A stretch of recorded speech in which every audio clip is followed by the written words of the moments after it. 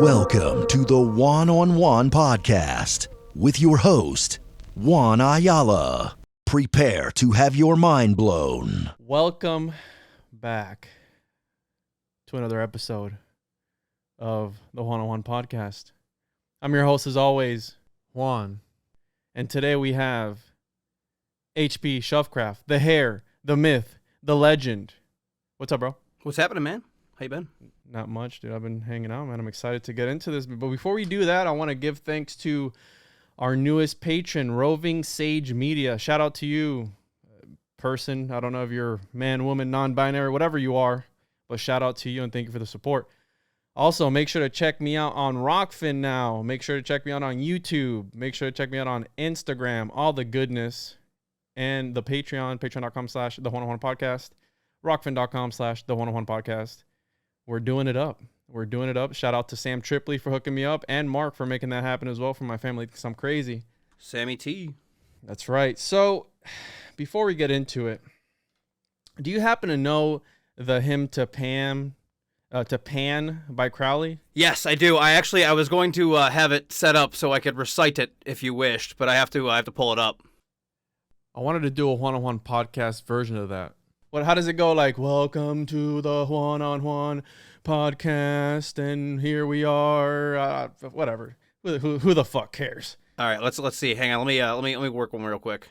Oh, that is terribly small text. That's not it. These sons of bitches. Bro, you aren't you like supposed to have this like already like tattooed on your forearm? Isn't that what you guys do? I'm not a Thelemite, man. I thought you were. No, I find Crowley interesting. I'm a Discordian and a subgenius. You know that. Oh, I'm sorry. I'm also a dudist, as the sweater will let you know. No, I collect fake religions, and Thelema is technically a real one. No, it's a movement for the people. It's a movement to empower man and to break free from the establishment, right? It's a movement to empower the masters, but as we all know, Crowley believed that slaves will always serve, so... But Crowley said a whole bunch of shit that he later redacted, and like at the end of the day, Crowley really just, he had a couple good points and a couple solid things, but more or less he was just a drug fiend that loved living a hedonistic lifestyle, which, I mean, if that's what you're going to do it, but... Yeah.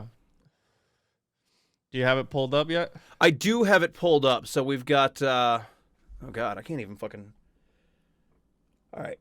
Thrill with lissom lust of light, O man, come careening out of the night, O Pan, Eopan, come over the sea from Sicily and from Arcady, roaming as Bacchus with fauns and pards, and nymphs and satyrs for thy guards. On a milk-white ass, come over the sea, talk to me. Come with Apollo in bridal dress, shepherdess and pythoness.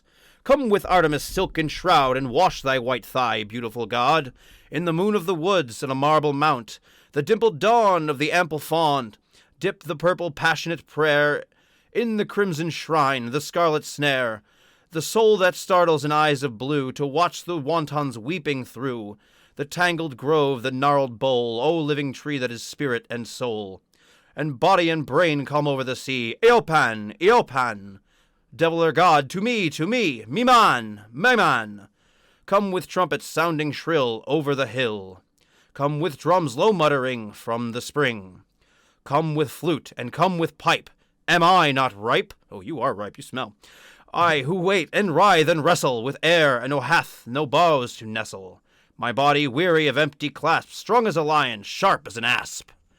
Come, oh come, I am numb with the lust of devildom. Thrustly my sword through the galling fetter, all devour, all begetter. Give me the sign of the open eye, token erect of thorny thigh, the world of madness and mystery. O Pan, O Pan, Eopan, Eopan, Pan, Pan, Pan, Pan, I am a man. Do as thou wilt, as a great God can. O Pan, Eopan, O Pan, O Pan, I am awake in the grip of the snake. The eagle slashes with beak and claw, the gods withdraw. The great beasts come, O Pan, I am born to death on the horn of the unicorn. I am Pan, Eopan, Eopan, Pan, Pan. I am thy maize, I am thy man. Goat of the flock, I am gold, I am God. Flesh to my bone, flour to thy rod. With hoots of steel I race on the rocks, through solstice stubborn to equinox. And I rave, and I rape, and I rip, and I rend. Everlasting world without end. Mankind, maiden, Maynard, man. In the night of Pan, Eopan, Eopan, Pan, Eopan. In the name of Jesus Christ, amen. Just in case we conjured up anything. So. Yeah, I don't have my my fucking Tibetan singing bowls over there, so if I get sleep paralysis again tonight, that's on me. So if you guys haven't noticed by the title of this episode and my attire for those watching on YouTube, I am wearing my NASA shirt, my, what is it, Strange Angel inspired Dark Angel glasses. Or Strange Angel, yeah. Dark Angel was that Jessica Alba shirt. Yes. Show. And my ISS hat, because without the person that we're going to be talking about today, these things probably would not exist, arguably would not exist, right? And we're going to be talking about the one and only Jack Parsons, because I wouldn't say he is my favorite person in history, but he's definitely a slept-on person, a historical figure. A lot of people don't really recognize him and his contributions to modern-day rocketry. And I'm not going to say favorite. I'm going to say one of the people I find most interesting, for sure, in history. Right, one of the probably one of the greatest occultists as well, next to Aleister Crowley or Crowley or Cuckley, whichever you prefer. And today we're going to be getting into his life's work, his early years. We're going to be talking about Theodore von Karman, JPL, Caltech, the O.T.O, Crowley, Parsons' double life, the Parsonage, L. Ron Hubbard, Enochian magic, the Babalon Working, and then Parsons' final years and death. And I wanted to encourage people on next week. Today is Friday, April 1st. All hail Discordia. All hail Discordia. 5:39 p.m. Eastern Standard Time. And on Thursday, April 7th, I will be going on the Interverse podcast in a roundtable to break down the symbolism further. We're going to have Slick Dissident there. We're going to have Kaylee. We're going to have Chance. We're going to have a roundtable that we're going to break down things a little bit further. And you can use this as a compendium, if you will, to introduce you to his life and what he was about. And I'm going to save some fire things for that live stream. It's going to be live stream on YouTube and Rockfin. And I'm going to save some things for there, but I'm going to be introducing a lot of ideas and a lot of connections that we've made, even with the last episode that me and Anton did with H.P. Lovecraft. We're going to be connecting some dots there. There are a lot of similarities. Definitely quite a few. They were in the same circle. Yeah, absolutely. Yeah. And apparently, I think Parsons also met Manly P. Hall. Yes. Yeah. So, interesting. Let's have a little introduction here. So, rocket scientist by day, occultist by night, the infamous father of modern-day rocketry, John Parsons, who would invoke Pan, the wild horn god of fertility, before each rocket test. The beautifully done hymn that Mr. Anton did for us here at the beginning. I don't know what to call you, either Reverend Kaiju Diggit or HP Shovecraft. Reverend Kaiju works. I mean, I'm on with a fellow sub-genius and Fnorticrucian, so he would invoke this hymn every single time that he would do a rocket test. And some of my sources for this episode were a couple of books here. We have Strange Angel, The Otherworldly Life of Rocket Scientist John Whiteside Parson. We have Sex Magicians, The Lives of Spiritual Practices of Paschal Beverly Randolph, Aleister Crowley, Jack Parsons, Marjorie Cameron, Anton LaVey, and others by Michael William West. I also read the book by, let me pull it up here real quick. Sex and Rockets, The Occult World of, I believe it was Parsons, I think. Sex and Rockets, which I believe Anton Wilson was on there, right? What was his name? Is that his Robert name? Anton Wilson. I was actually going to say, too, when we were talking about, in the beginning, all of the various labels that Jack Parsons has, Jack Parsons is actually Robert Anton Wilson's favorite libertarian author of the 21st century. There's a really good video that I recommend for everybody where Wilson is talking about Parsons and Crowley. And Yeah, I saw that one. It's so good. It's only about an hour long. It's a quick watch, so...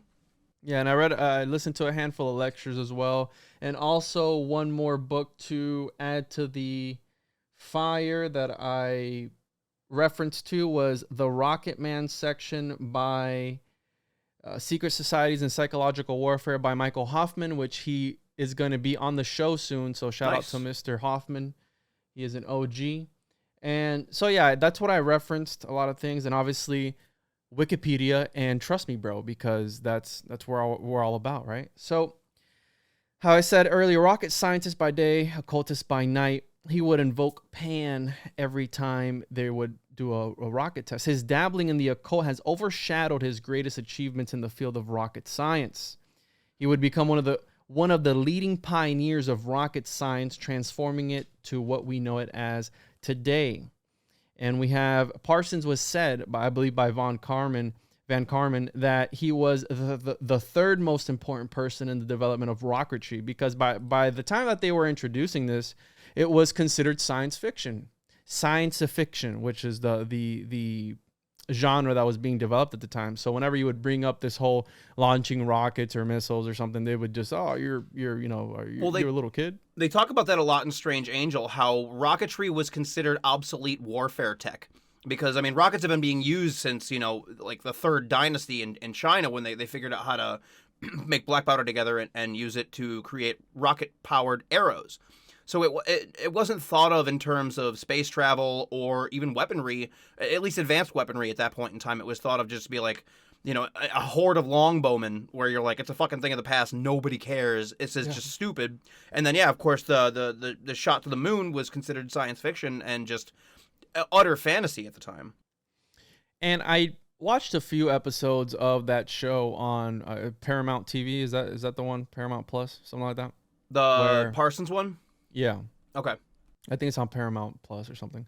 I watched a few episodes, but with these shows, how I had told you, Anton, they really portray these people in a different light, and I didn't feel like it would contribute to my research at all. So the hours that I was going to pour into that, I'd rather just spend it reading an actual biography of the man. Yeah.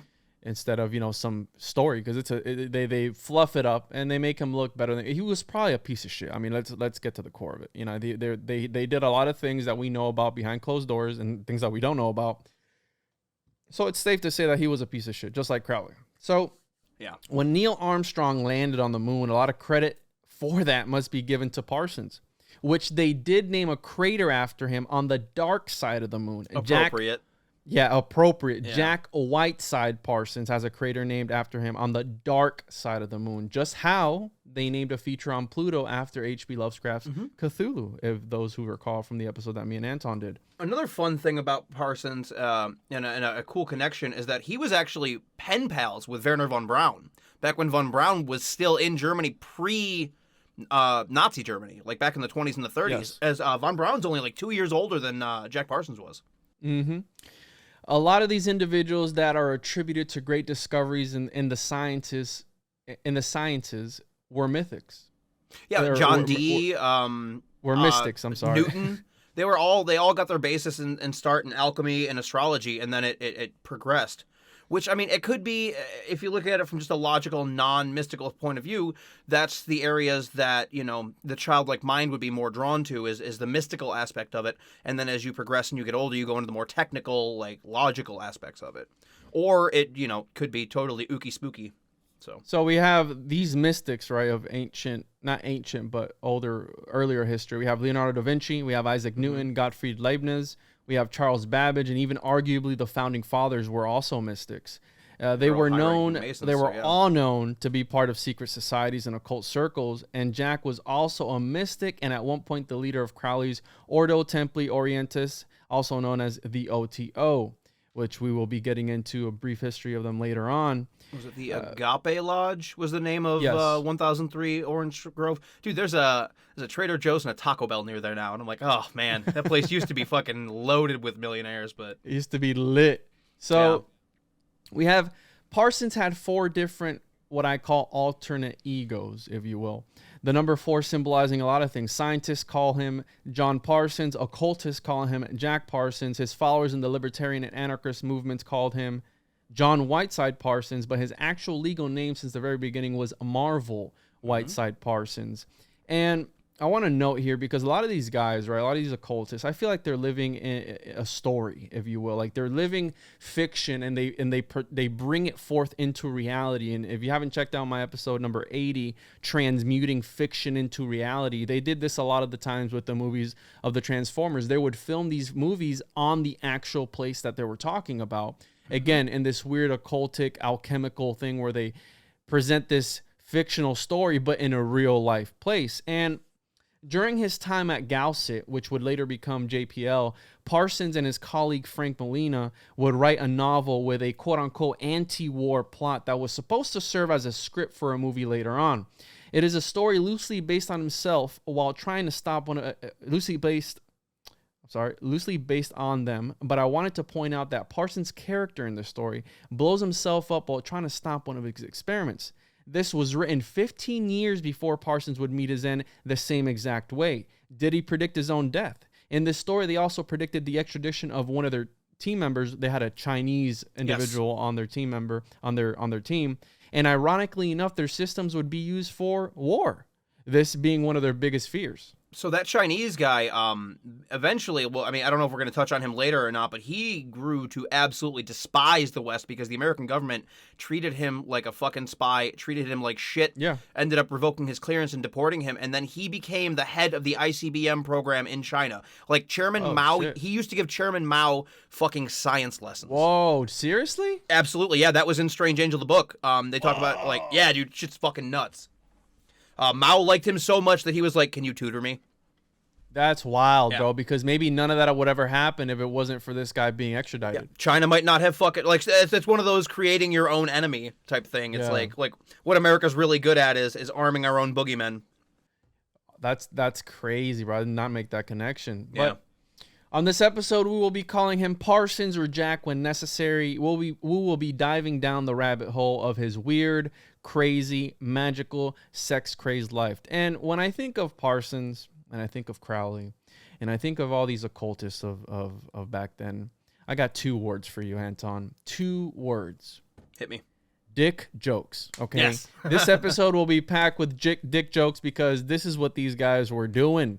They were doing the solo act of invoking things through masturbation. So Parsons was doing sex magic too. So was Crowley, though. It wasn't just solo shit.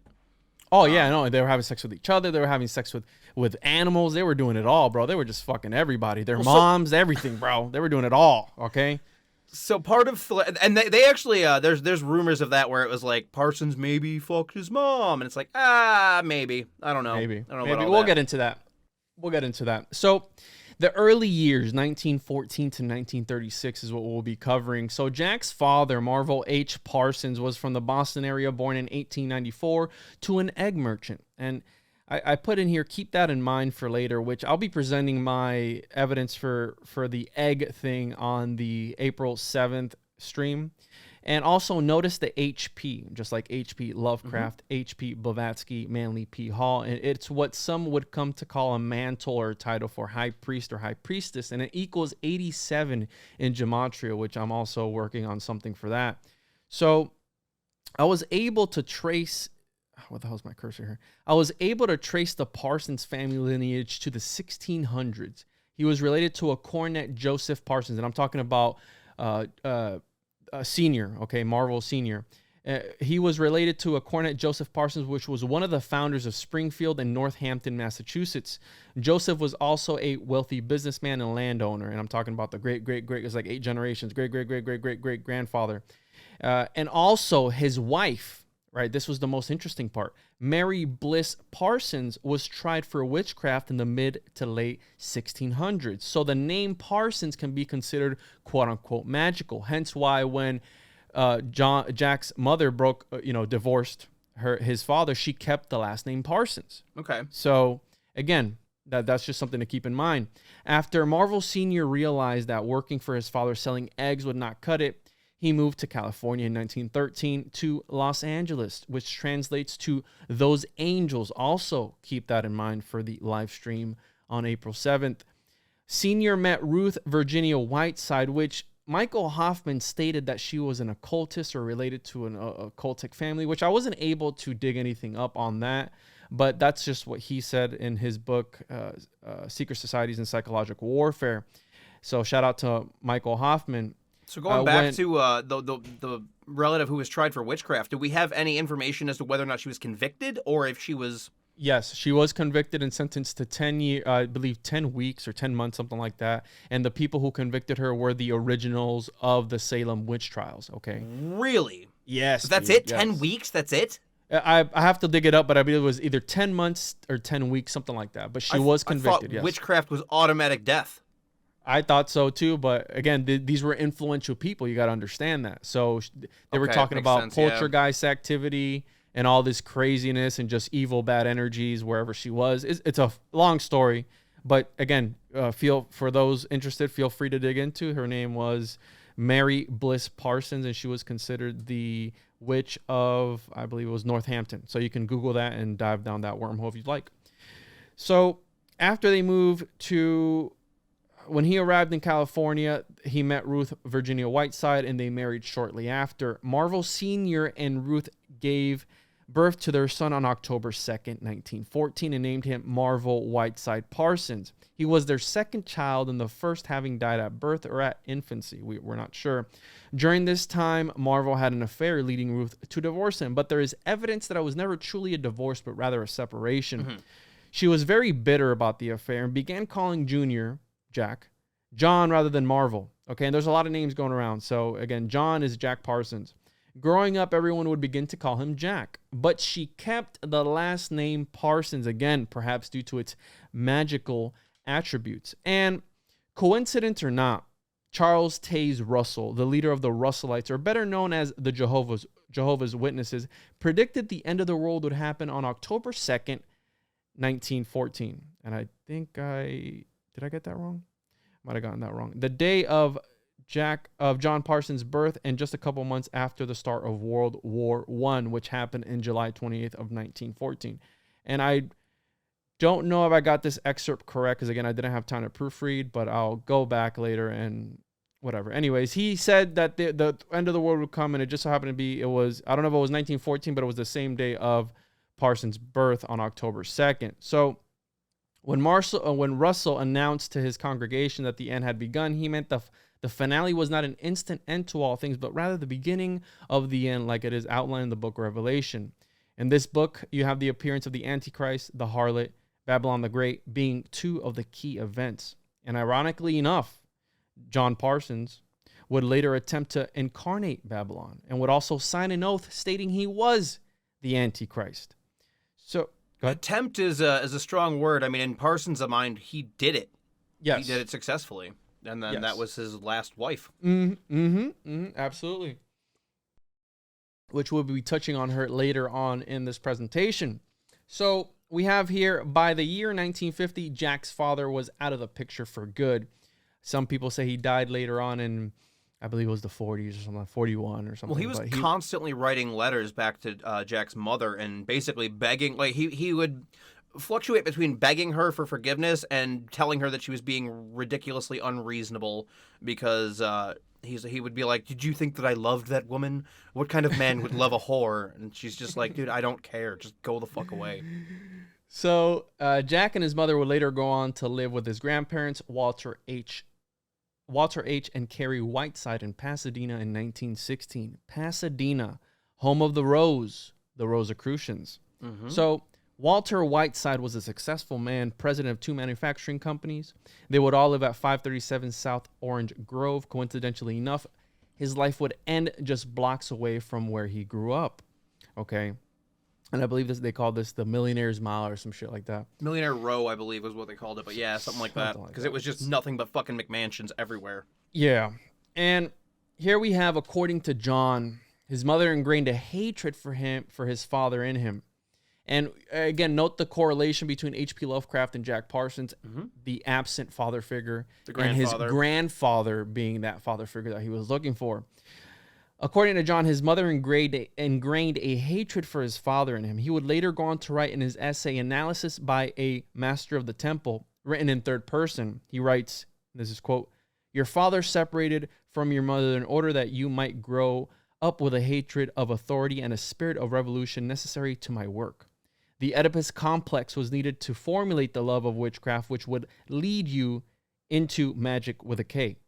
With the influence for your grandfather active to prevent too much complete and identification with your mother." So this dude, he, later on we'll get into it, but he was pretty much, an Oedipus complex is when you're in love with your mother, pretty much. And I think I've heard it before. I don't know if it was Floyd or Young that said that every male child at one point in his life is in love with his mother. That's Freud. Freud's whole thing was do coke and fuck your mom. Jeez. Seriously, like Freud was a massive cokehead, and it basically was just like pushing his edible complex and everybody else. It's like, dude, just because you want to bone your mom doesn't mean everyone does. Yeah, it doesn't mean everybody wants to bone your mom. So again, just keep that in mind because that plays a role later on. Of his child, he wrote, "Your isolation as a child developed the necessary background of literature and scholarship, and the unfortunate experience with other children developed the requisite contempt for the crowd and for the group mores. You will note these factors developed the needful hatred for Christianity at an early age." So this is a guy who fucking hated Christianity. And one of the ads that he put out to recruit people to come live at the parsonage was, "Must not believe in God." At the very end, like, must not believe in God. So again, in a book that he wrote later on, in the book, this is the title, The Book of Antichrist, written by him before his essay, Analysis by a Master of the Temple, Jack alleges to have invoked Satan at the age of 13, cowering in fear when he appeared. This event would have occurred in late 1927 or sometime in 1928. His reasoning for the invocation was not given, but it may have had to do with his problems with other children. So I guess he was bullied, and that's how he met Foreman. But again, he was a troubled kid, right? Fucked up, especially if you're trying to invoke Satan. So he wasn't necessarily bullied because he was a troubled kid. He was a nerd. He was a nerd. Yeah, he was a well-dressed, polite nerd, and all the kids fucking teased him relentlessly because it was the early 1900s, and if you weren't, it was prison rules. The biggest kid in the playground was, the top dog. I wanted to note the similarity with. He said that this is something that he said he would never attempt to do again. Now, Charles Babbage, the father of modern day computers, also tried to invoke Satan as well, because his whole thing was he was trying to prove the existence of God through technology. So again, there's correlation here with these great people in history, which Parsons later goes on to compare himself to certain people throughout history. Again, Charles Babbage tried to do the same thing. You can look this up and Google it. Also, this was the year that The Call of Cthulhu was published, 1928. So, no shit.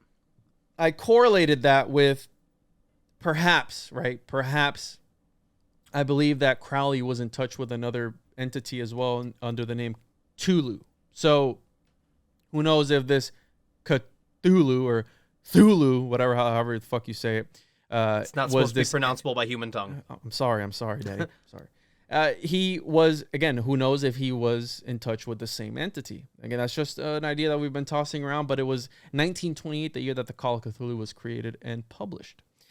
Around this time, he would meet his lifelong friend. And I put friends here. Let me edit this real quick. Friend Edward S. Foreman. They would go both on to share the same interest in Pulp Fiction and in rockets. And one thing I wanted to note, that they were both enjoyed reading the works of Jules Verne, especially From the Earth to the Moon, and Hugo Gernsback's new magazine of science fiction called Amazing Stories. Check this out. Gernsback being one who purchased A Color Out of Space from H.P. Lovecraft in 1927 and published it in this very magazine, Amazing Stories. No shit. So, yeah, so it's alleged, it's thought that Parsons might have read this book. He might have read the story of it's entirely Color possible. Yeah, if he was a reader of Pulp Fiction, then yeah, it's I would say likely that he stumbled across Lovecraft's work at some point. Yeah, 100%. And I think that they did, and they were involved with the same people. We have here Parsons and Foreman would go on to blow off fireworks in Parsons' backyard, and in 1928 they began to experiment with small solid fuel rockets. Parsons' backyard was full of burn spots from this and craters and shit. So, similarly to Lovecraft, Parsons' adult male role model, which I mentioned earlier, would be his grandfather, Walter, although Jack's writings show his mother was also a major influence in his life. And, you know, we have the idea that H.P. Lovecraft's grandfather was the one that introduced him to the occult and all these weird stories. John Bluthar, archivist of NASA's Jet Propulsion Laboratory, has speculated that some adult must have encouraged Parsons' early interest in rockets and fireworks. Perhaps it was a neighbor or a teacher, but it may have been his grandfather, Walt. And again, we don't know because it's fucking history. So, of his teenage years, Parsons wrote an analysis by a master of the temple. Early adolescence continued the development of the necessary combinations. The awakening interest in chemistry and science prepared the counterbalance for the coming magical awakening, the means of obtaining prestige and livelihood in the formative period, and the scientific method necessary for my manifestation. The magical fiasco at the age of 16 was needful to keep you away from magic until you were sufficiently matured. And I believe the magical fiasco that he's talking about was the death of his grandfather, because around the magical fiasco in 1931, John's grandfather Walt would pass away. After the loss of this major role model, Jack would go on to search for another father figure to fill his role. So you have this lost young man trying to find a father figure in whoever he could find that in. So yeah, again, this characteristic of the rest of his life was his attachments that he would form to positive male father figures. He would call Crowley his beloved, beloved father, right? Yep. He would call Crowley that. I mean, to be fair, I'm sure Crowley fucking encouraged the shit out of that because that man had an ego the size of Pluto, or Jupiter, rather. And he was fucking sending him a bunch of money, bro. Oh, yeah, Parsons fucking bankrolled. So Parsons basically bankrolled the creation of the Thoth tarot deck. Because that was what Crowley's project was at the time. Yeah. Really? According to Strange Angel, at least. The project, because Crowley was still living in London during the beginning of World War II. He was living in this shitty little ramshackle flat. Because, mind you, Crowley is already, like, 10 years away from dying, maybe 20 years away from dying at this point.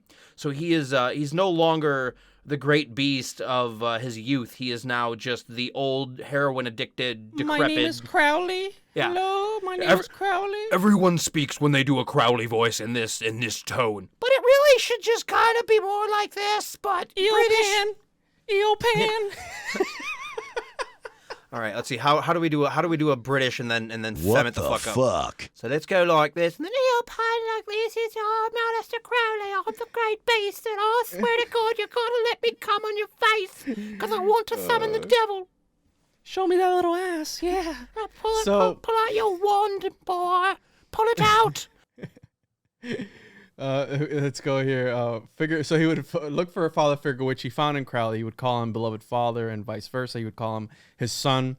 And Parsons and Foreman would go on to take their interest in rockets to the next level during these years. It's a good thing they never met, because Crowley would have been like, "Come over here and fuck me in the ass, Jack." Yeah, 100%. 100%. I think he would have. Yeah, and I found that interesting that he never came out and met. I think he was being held up by the government over there, right?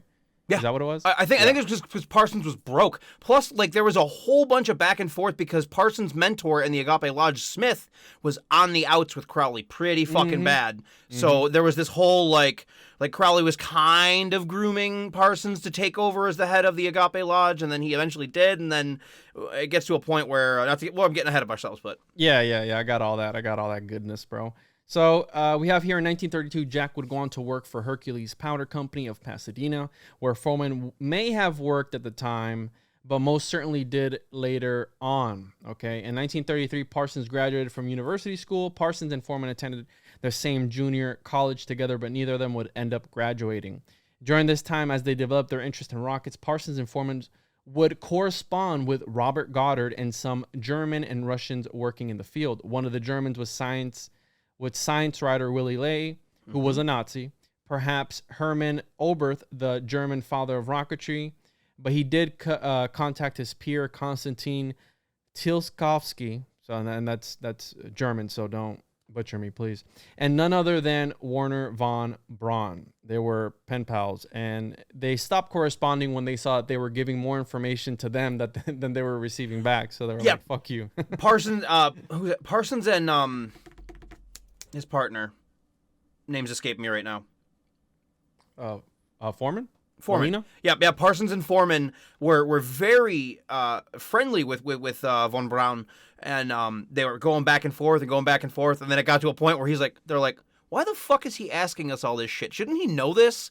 They're like, yeah, we're not sending him any more information. Fuck this guy. So we have here in 1935, Jack married Helen Northrop. They met at a church dance.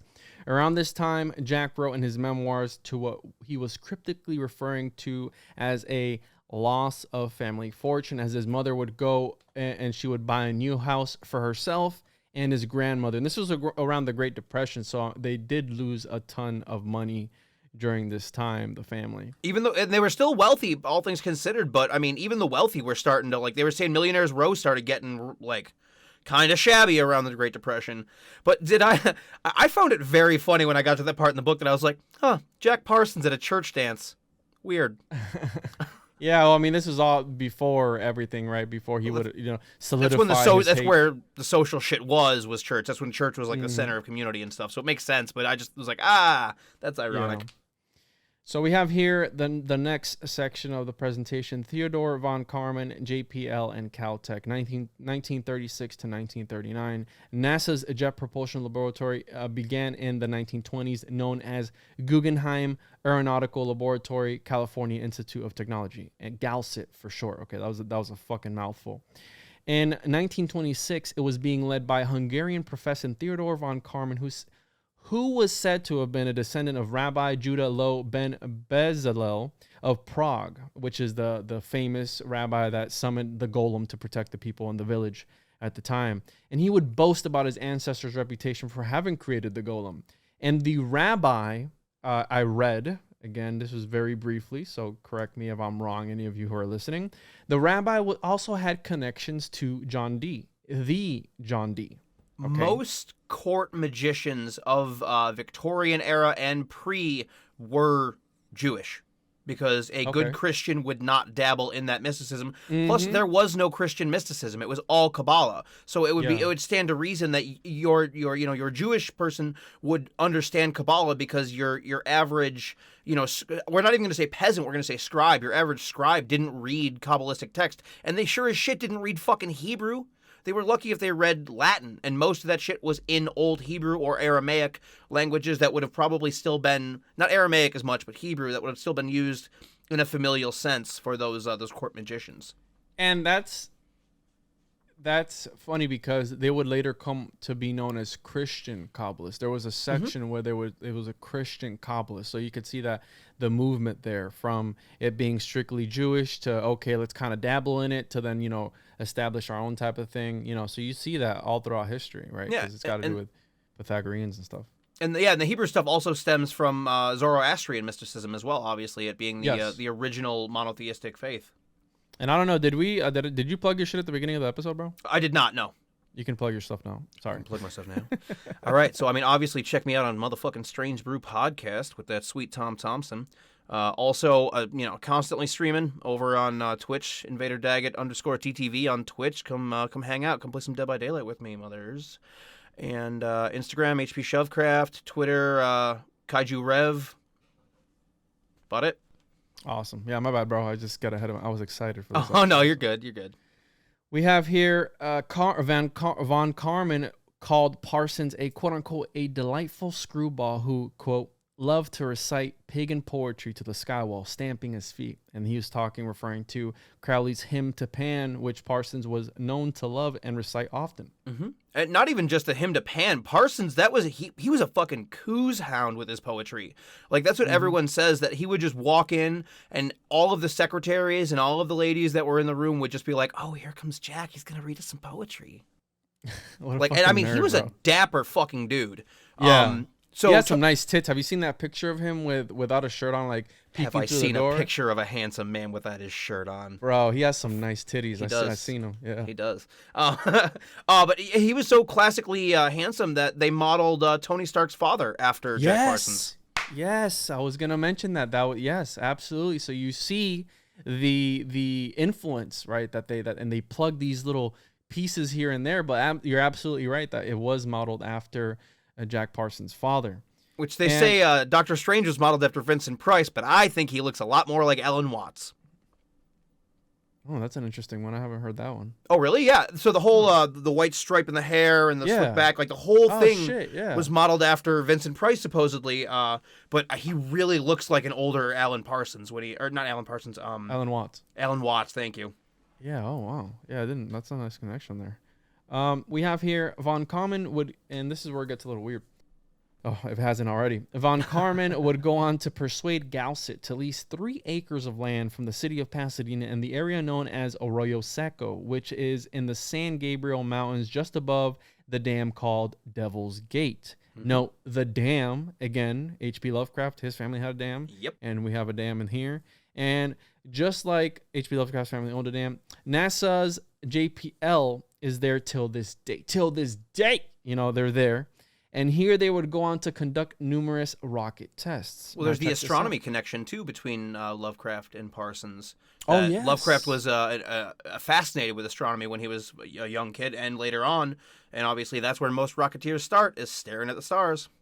And you mentioned astronomy. And one of the things that Michael Hoffman brings up in his book, Secret Societies and Psychological Warfare, was that the Parsons family also has ties to, or I believe the Whiteside family, which I wasn't able to find. Either the Whiteside or the Parsons family, one of the two, has ties to astronomy and optics, right? So again, optics, making of optics. So, But I wasn't able to find that connection. Again, and I just wanted to note it because if you want to dig it up, I'm sure it's there somewhere because Hoffman is a legit guy, but I wasn't able to find that connection. But again, there's supposedly somewhere in those 8 generations that I went through in this old book, it was supposed to be there. And I didn't have the time. It was like 400 pages and I was just flipping through real quick. So 40 years later, after they would lease these 3 acres, the hillside strangler would arrange the bodies of his victims in the Arroyo Seco Devil's Gate side. Okay, so again, there was people who 40 years later would follow, supposedly, because they said that they opened up a portal to another fucking dimension at this area. And this is how we have UFOs. But we'll get to that later. In Halloween of 1936 is said to have been the birth of JPL. There is a famous picture known as the nativity scene, which is supposedly recreated with mannequins at every open house yearly. Okay?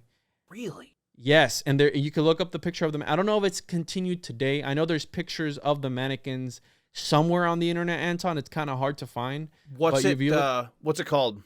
The nativity scene, and it's the one where I believe Parsons is laying on the ground. You have Foreman. I believe you have Molina in there because he was one of the trio. And they're, in the show when that hose blows off and they're showing Von Karman like that they can produce dust. I didn't watch the show. Oh, I see what you're talking about, though. Yeah, where they're all sitting there around. I actually had that pulled up earlier. Yes, that's the famous nativity scene. And for those listening at home, you can either Google it or just Google it. Why you plugging Google, you shill? Or DuckDuckGo, bro. No, DuckDuckGo sells your information now too, bro. They all sell the information, Anton. Okay, they're all lizards. Not all Brave. Right? Brave? Oh, whatever. So. Yeah, it's supposedly recreated every year at open houses with mannequins. They have mannequins of these people, okay? And it's the nativity scene. So that's kind of weird, okay? Because it's, again, the Antichrist. You have Christ, the birth of Christ, the nativity scene with the 3 wise men and all this shit. The inversion of the Logos. It's what occultists are known for. Exactly. So the group would later be known as the Suicide Squad. And you had Frank Molina, Jack Parsons, Edward Foreman, and others in there.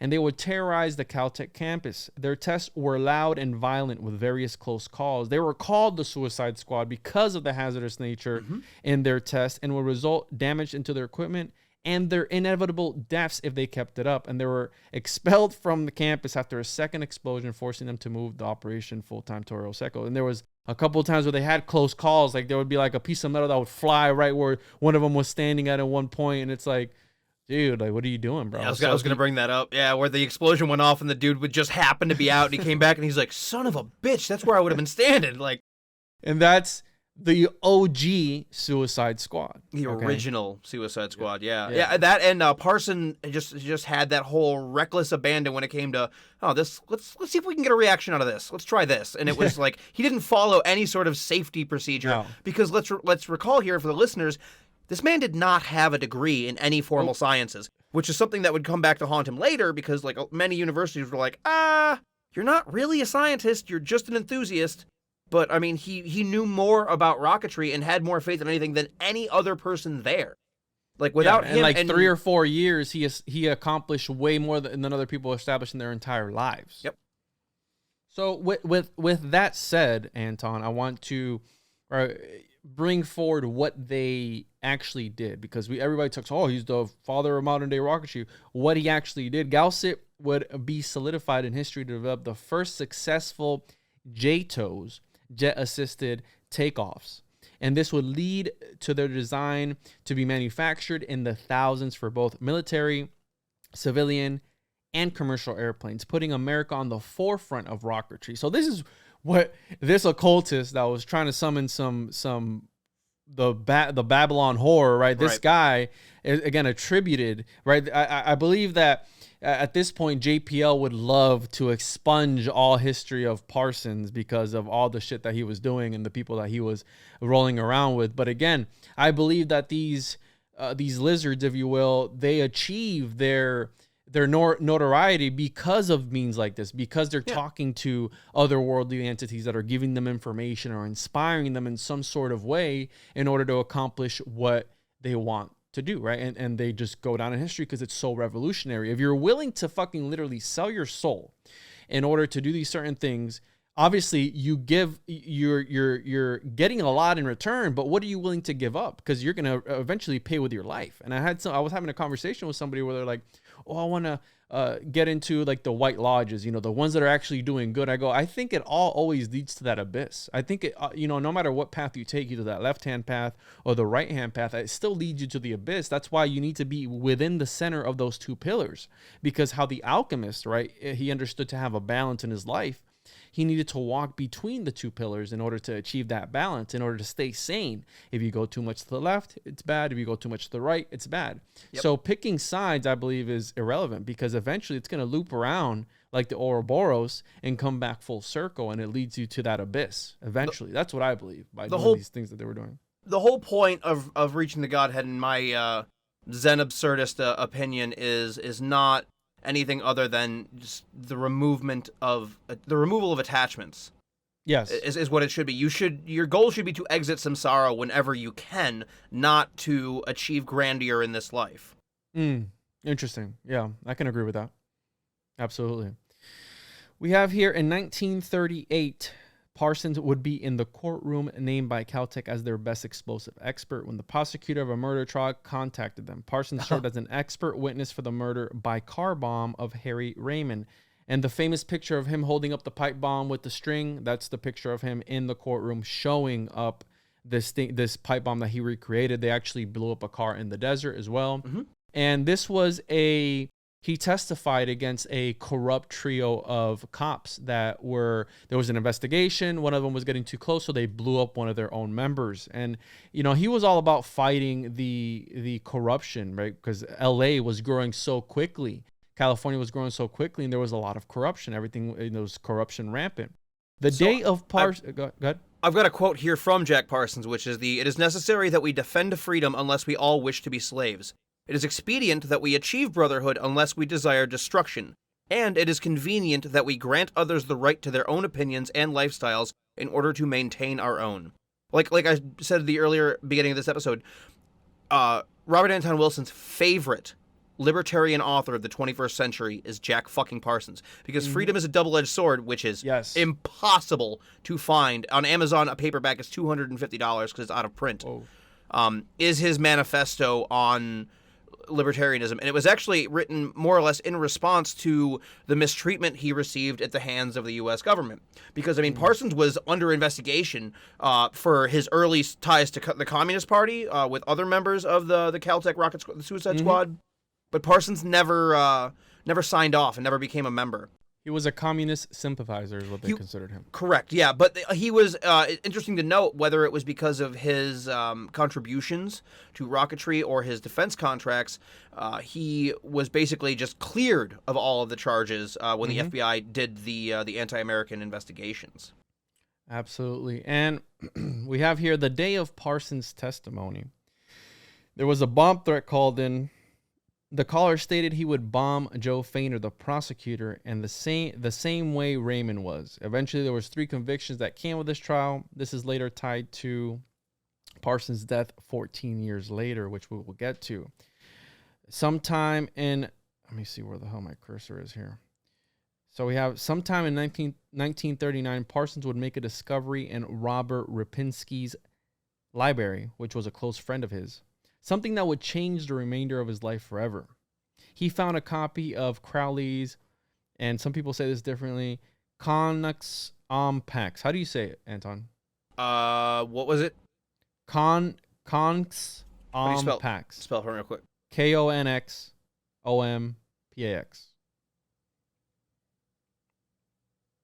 I don't know what library that is, if it is a library or not.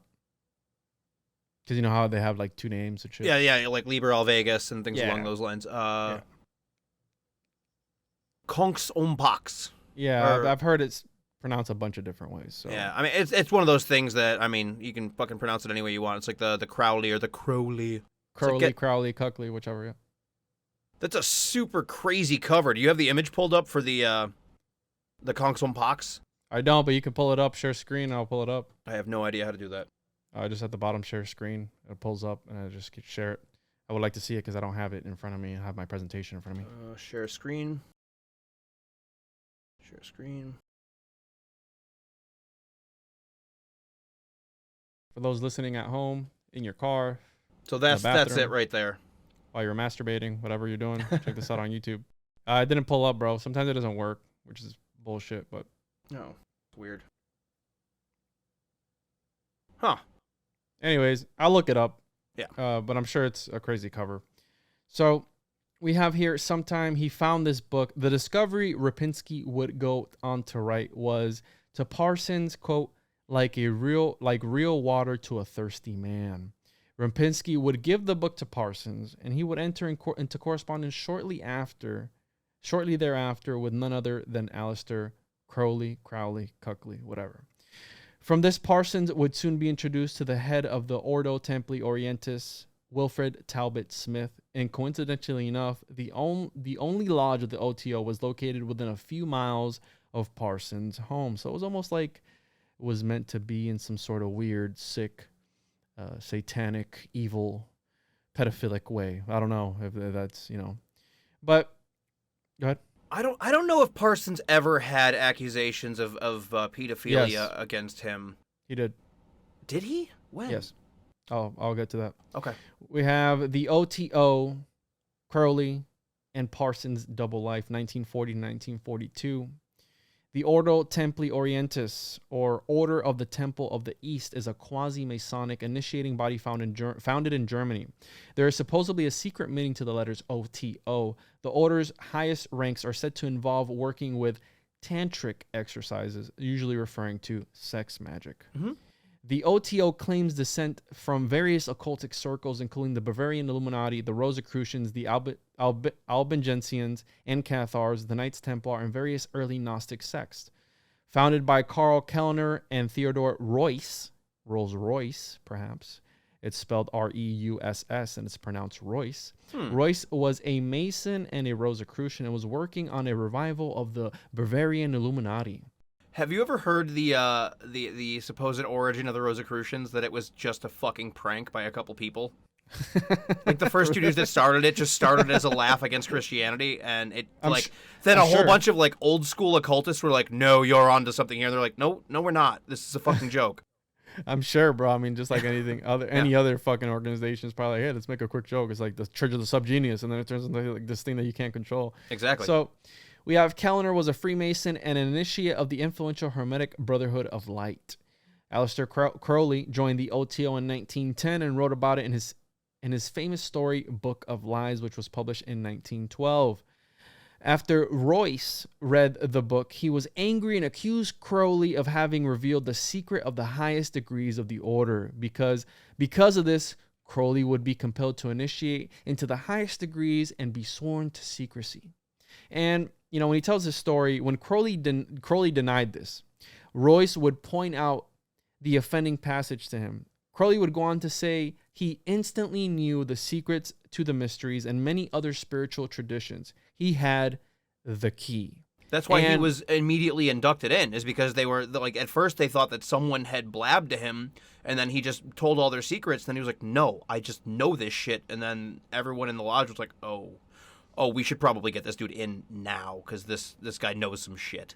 Yeah, and there's some debates as to which chapter he pointed out to him, right there. I know Robert Anton Wilson talks about it. There's 2 different chapters that they might have pointed out, but the key. Remember, Lovecraft wrote about the Silver Gates and the Silver Key. Okay, so there's that other connection there, right? We have the key, you have the abyss, you have all these other different things that these occultists talked about, and after Crowley's initiation, he would rewrite everything in the O.T.O. The rankings, for one, lower ones in particular, and he would replace most of the Masonic material with Thelema. Thelema meant will in Greek. It was special to Crowley because of his work from 1904, the Book of the Law, a.k.a. Liber el Velegus. Is that how you say it? Legis? How do you say it? Liber el Velegus. Whatever. My Latin is not good. Let's just call it that. This is his work that has the famous Iowas. And do what thou wilt shall be the whole of the law. Love is the law. Love under will. Okay. Every man, woman, and child is the star. It's all the shit that's constantly quoted from Crowley is the Book of the Law. Yes, exactly. His most famous work, arguably. So, the Agape Lodge would be established under him and run by Wilfred Smith. After Royce had a stroke, Crowley would take over the order in 1921. In 1930, which was 15 years later after the first Agape Lodge was founded, Crowley would send Smith to Los Angeles to establish another lodge, the Agape Lodge, which is the one that he ran, and I had this mixed up on my presentation, but that's how it went. In 1930, 15 years after the first one, they would found another Agape Lodge. So, Parsons would become involved with the O.T.O. when an unknown scientific colleague took him to one of Smith's meetings at his home in Hollywood. After this, Parsons and his wife would begin attending various meetings, including weekly performances of the Gnostic Mass, again, which was something introduced by Crowley. Jack would go on to write an analysis by a master of the temple. Quote, the alternate repulsion and attraction you felt the first year after meeting Smith were caused by a subconscious resistance against the ordeals ahead. Had you had these experiences before without such resistance, you would have become hopelessly unbalanced. And Jack would find the father figure he was looking for in Smith. Okay. And after more than a year of attending meetings and the weekly Gnostic masses, John and Helen would join the Agape Lodge on February 15th, 1941. I have 2941. Jesus, no, not in the future. 1941, and a few weeks later, the Golden Dawn. So they would join both simultaneously, and Parsons would become Frater Topan, aka Frater 210. The initials stood for the Greek equivalent to the ointment of will through the nuptials of love. I hope I'm saying that right. And then he would change it, right, because they're all about gematria and all this shit, to Eopan. So Iopan. Which is directly from the hymn to Pan. Yes, Eopan. And the highway that runs through Pasadena and heads directly to JPL is numbered 210. So, interestingly enough, right, almost like, again, they're living this fictional life, this double life, scientist by day, occultist by night type of thing, and they intertwine both of them and they manifest things into reality. Well, that goes along with the synchronicities of manifestation. That's when you know that what your will trying to impose with your will upon reality is starting to take form. Yes, absolutely. And we have Parsons would encounter one of his favorite authors, Jack Williamson, who had written Darker Than You Think, which he was obsessed with, apparently. It is a story about the supernatural. The main character discovers he is a werewolf, but slowly learns to accept his powers. They seek a revival in the story, which is accomplished with the help of a child of the night. and this book would influence Parsons' writing. Another notable and possible visitor was E. Hoffman Price, who knew most of the Cthulhu clique. Mm-hmm. Price bragged about introducing H.P. Lovecraft to occultic ideas, which we know his stories are balls deep. These occultic ideas and the symbolism is balls deep in the Cthulhu mythos. Yeah, for somebody who is a staunch atheist by his own admission, there's certainly a lot of woo-woo in his shit. Yes, absolutely. In November of 1941, there was an incident involving some of the people who visited the Parsons house. They would rob a car at gunpoint, and Molina would go to talk to one of these people at the jail, and they wouldn't be able to get any information from them or from Parsons or from Foreman. And Molina would go on to write, "It then became quite evident that whatever was that Parsons and Foreman were playing with had certain worrisome aspects." And I butchered this shit in here. I mean, nothing's free. If you're invoking shit and you're trying to get something out of it, it's going to want something in return. So. Oh, absolutely. So my next section here is the Parsonage, L. Ron Hubbard, and Enochian magic, 1942 to 1945. On June 26, 1942, Jack and Helen would move to Millionaire's Mile at 1003 South Orange Grove Avenue, just blocks away from where he grew up. Parsons would convert this into 19 apartments, and ironically, in the late 1940s, it would be taken down and turned into an apartment complex. Yep. Okay, so it's American tradition. It's been up for longer than 50 years. Fuck it, knock it down. Yeah. This house would become to be known as the infamous the Parsonage. And I found it interesting, bro, that the neighbor was the widow of Adolphus Bush, which are 100% lizards. That's Anheuser-Busch, the beer people. The reptilians are the beer people, not the reptilians. God damn it. So we have here, the Parsonage had a library. It had a signed portrait of Crowley. It had demons and all types of creepy shit going on in there. They had all types of weirdos coming in and out and living in there. And there was weird weather happening outside around the house as well. So they were manipulating the weather by all the shit that they were doing. Parsons' room was the largest and served as a temple. There's actually a really fun story in Strange Angel about I can't remember which wife of Parsons it was. I want to say it wasn't the last one. It was the second one. How she was never his wife. No, the third one wasn't his wife, right? No, he married Cameron. He didn't marry Betty. Oh, he didn't marry Betty. Okay, so yeah, I'm pretty sure it was Betty, where there was a brutal windstorm that picked up around the parsonage, and she was blowing papers and shit everywhere, and she's running around trying to close all the windows, and she's like, Jack ran upstairs, grabbed his dagger, and started trying to stop the wind with magic. It's like, just close the fucking shutters, dumbass. So we have here, his room was the largest and served as a temple. Police would eventually come, and this is what I'm going to get to what you were mentioning earlier. Police would eventually come to investigate various complaints.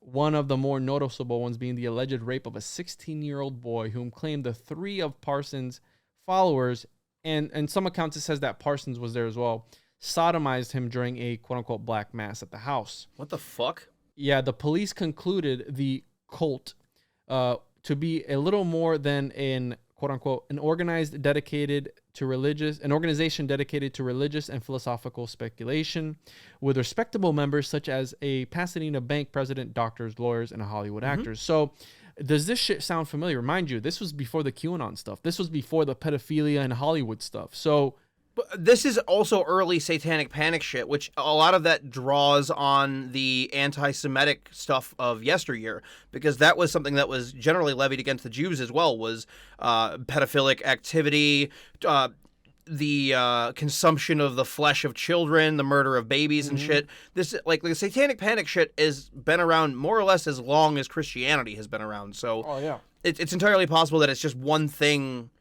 stacking on top of another and just being the same old tired story repeated ad nauseum.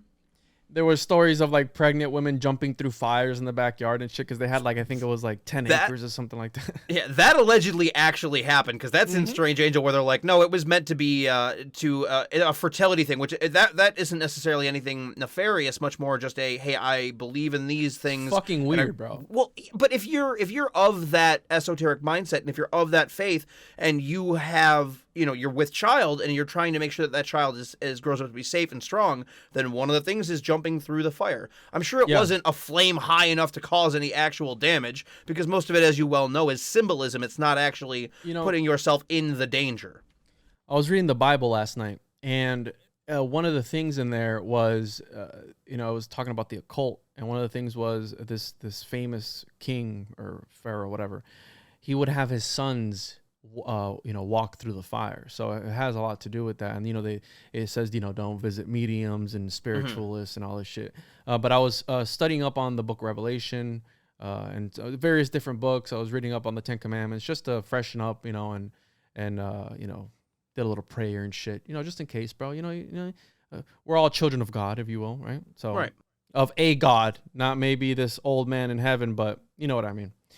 So there was talks of just weird shit going on around the house, and Helen would get sexually involved. So his first wife would get sexually involved with Wilfred Smith, and she would have his child in 1943.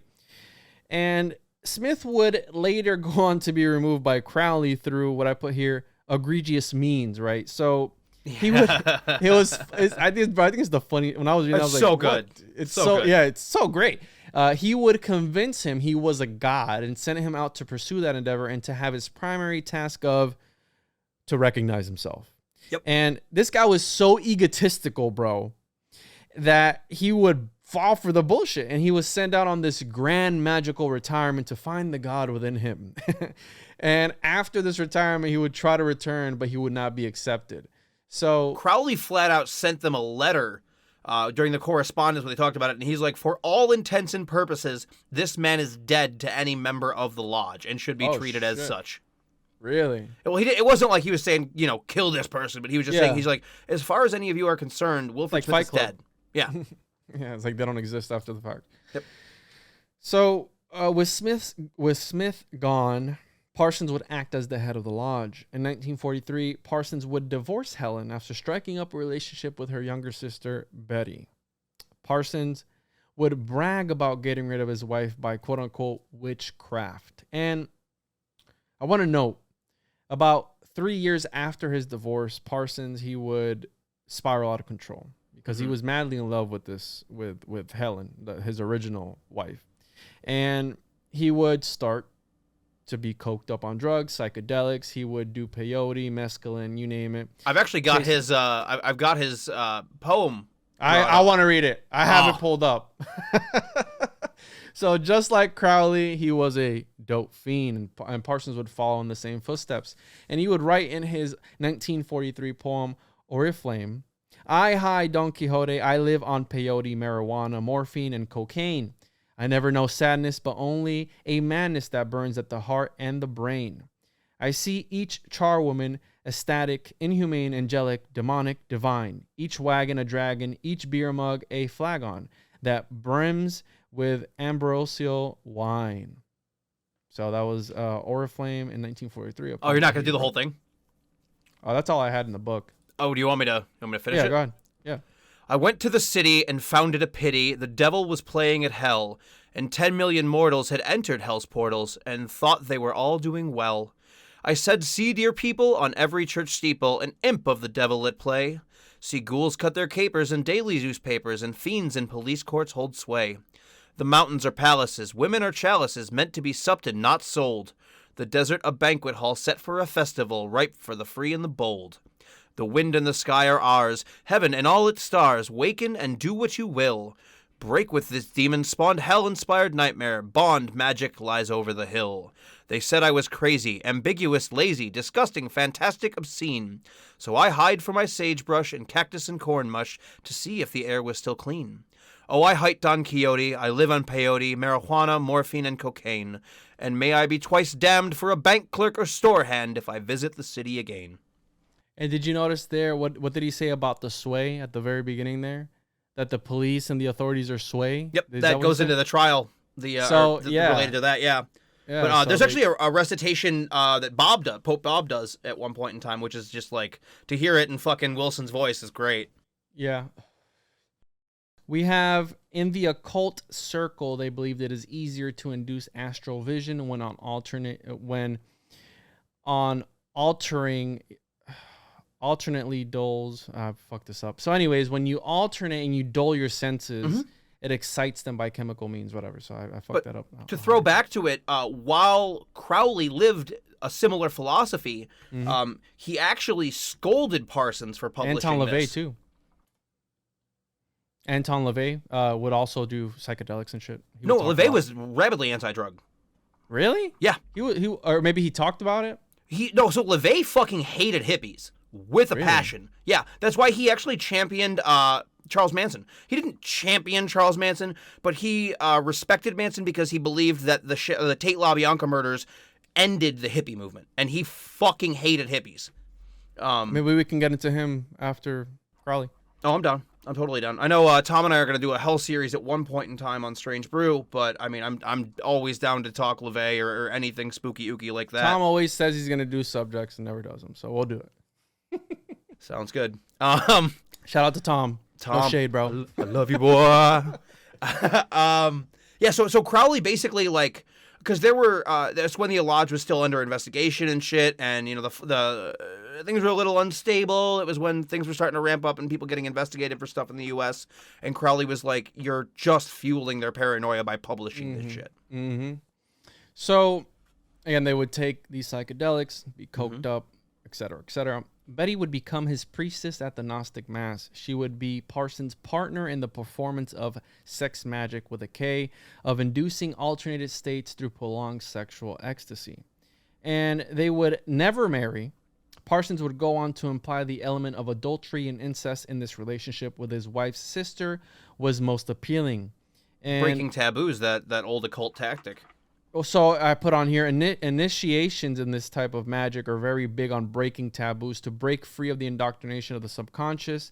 So cuckery and such. The shock is meant to decondition the initiate from his usual lifestyle. So when the wizard, magician, whatever tells you, hey, I turn around, I need to put it in your butt. You know, you're just, oh, okay. You know, and they turn around, whatever, you know, it's like, okay, well, I guess we're going to do this. And it happened. So, lest we forget the most famous Crowley quote of all. Magic is stored in the butt. The Eye of Horus. The Eye of Horus. So, do you think he pulled an Ace Ventura whenever he'd do a ritual and just bend over and like start talking with his ass cheeks like that? Oh, I'm the great beast. What did you want? Come over here and fuck me in the ass. What the fuck? oh, that'd be so funny. Like, what are you doing? I'm just talking to the angels. So, that's great. And in 1945, Betty would share her sentiment on the situation with Parsons and his occult working, something others would refer to as the quote unquote the witchcraft. And there was reported paranormal activity inside the parsonage. And around this time, Parsons would sell his shares of JPL. Most people in the organization wanted him out because his activities were interfering with his work. His coworkers that would attend these ceremonies would show up hungover or under the influence.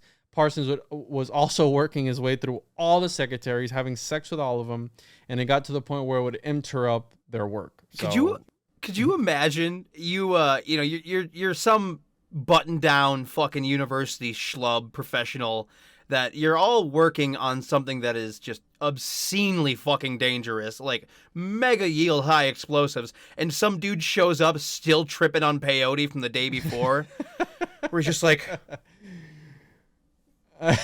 I can see where that would be dangerous. Let's light this fuse, man. It's just like, this is pre-Hunter S. Thompson times too, so nobody's used to some madman just tripping balls, blowing shit up. Just like, why don't you step away from the detonator there, Jack? I think someone else is going to light this rocket today. Yeah, bro. Step the fuck back, bro. We have here Parsons and Foreman would go on to form Ad Astro Research, a small explosive company that would be investigated for espionage. The charges were eventually dropped. And I would like to note the synchronicities of these individuals that would surround their lives. They are almost living out of a story of some sort. Fiction becomes reality. In 1942, author William A. H. White would write a novel titled Rocket, I believe it was Rockets to the Morgue or Rocket to the Morgue, where it portrays Parson, among others, and none other than the Scientology founder, L. Ron Hubbard. And this book would be written a few years before Parsons actually met Hubbard, because So they had these characters that was, again, portrayals of these real people, and they had in there Hubbard, L. Ron Hubbard. Hubbard ran in the same science fiction author circles. That's where he and what was it? Was it Stories of Manana or the Manana Club? The one that Robert Heinlein of fucking Starship Goddamn Motherfucking Troopers fame. They were all part of this club, which was just this collection of science fiction writers, and Hubbard was a part of that as well. Yeah, I think that's what I have here next. In 1945, Lou Goldstone would bring L. Ron Hubbard to meet Parsons. He liked him immediately. The dude was so full of shit and of himself. I'm reading through the thing, thinking it's like the same thing. This is me like putting in notes. The dude was so full of shit and of himself. He told over-exaggerated stories and was very charismatic. Some people said they never liked him, but would still be around him.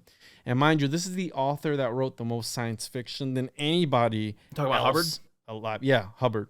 Yeah, they said that he was like just an obscene ladies' man and could pull any woman away from anyone, which is crazy because every other person fucking hated him. Yeah. Crowley despised Hubbard with a passion, and I really think it's because he was worried that Hubbard was stepping on his dick.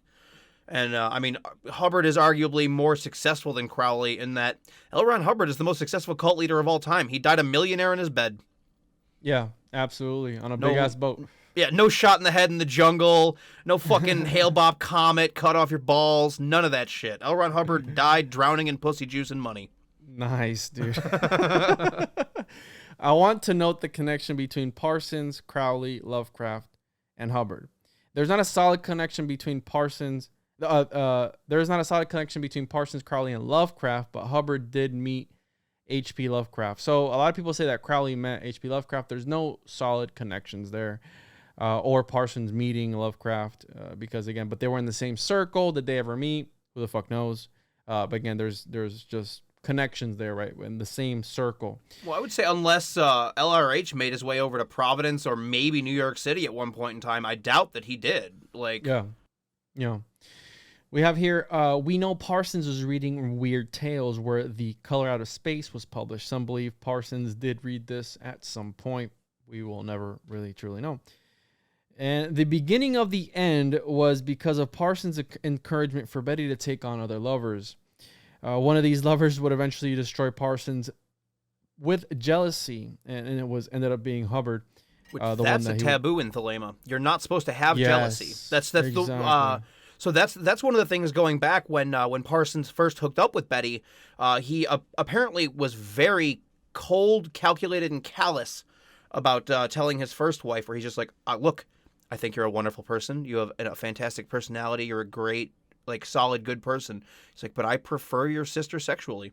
So, well, I mean, that's deal with it. Breaking the taboos. So that's what you get for fucking. Oh, for sure. Yeah, Thelema proposes a strict policy of non-jealousy. You're supposed to be able to just not have any attachments to anything, other than your own will, of course.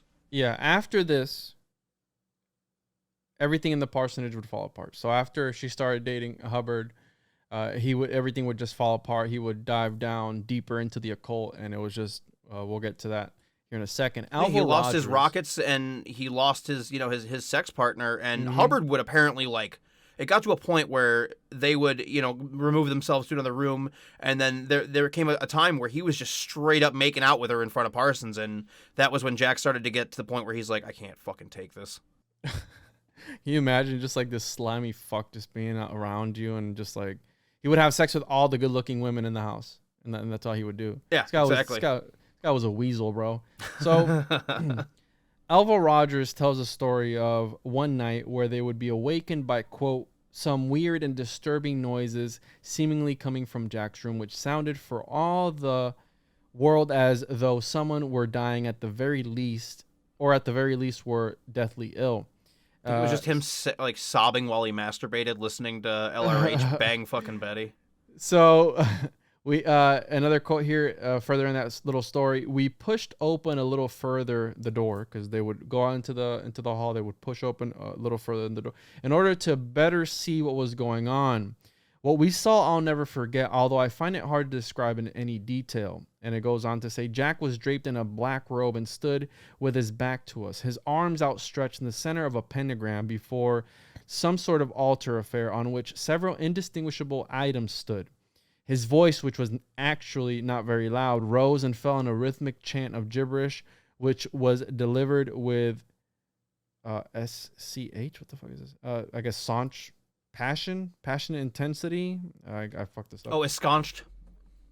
I don't know. There's a typo here. Passionate intensity that its meaning was frighteningly obvious. And I put here, what the fuck? So first they said it was like this person sounds like they're dying, but then when they actually go in there, it's like his voice is not that loud. So what the fuck was he doing? You know what I mean? Like, was it like a demon? Like was that him or was that an entity speaking? Exactly. So I put here, what the fuck? What the fuck? And after this ritual, Parsons would write in his diary, I have been suffered to pass through an ordeal of human love and jealousy.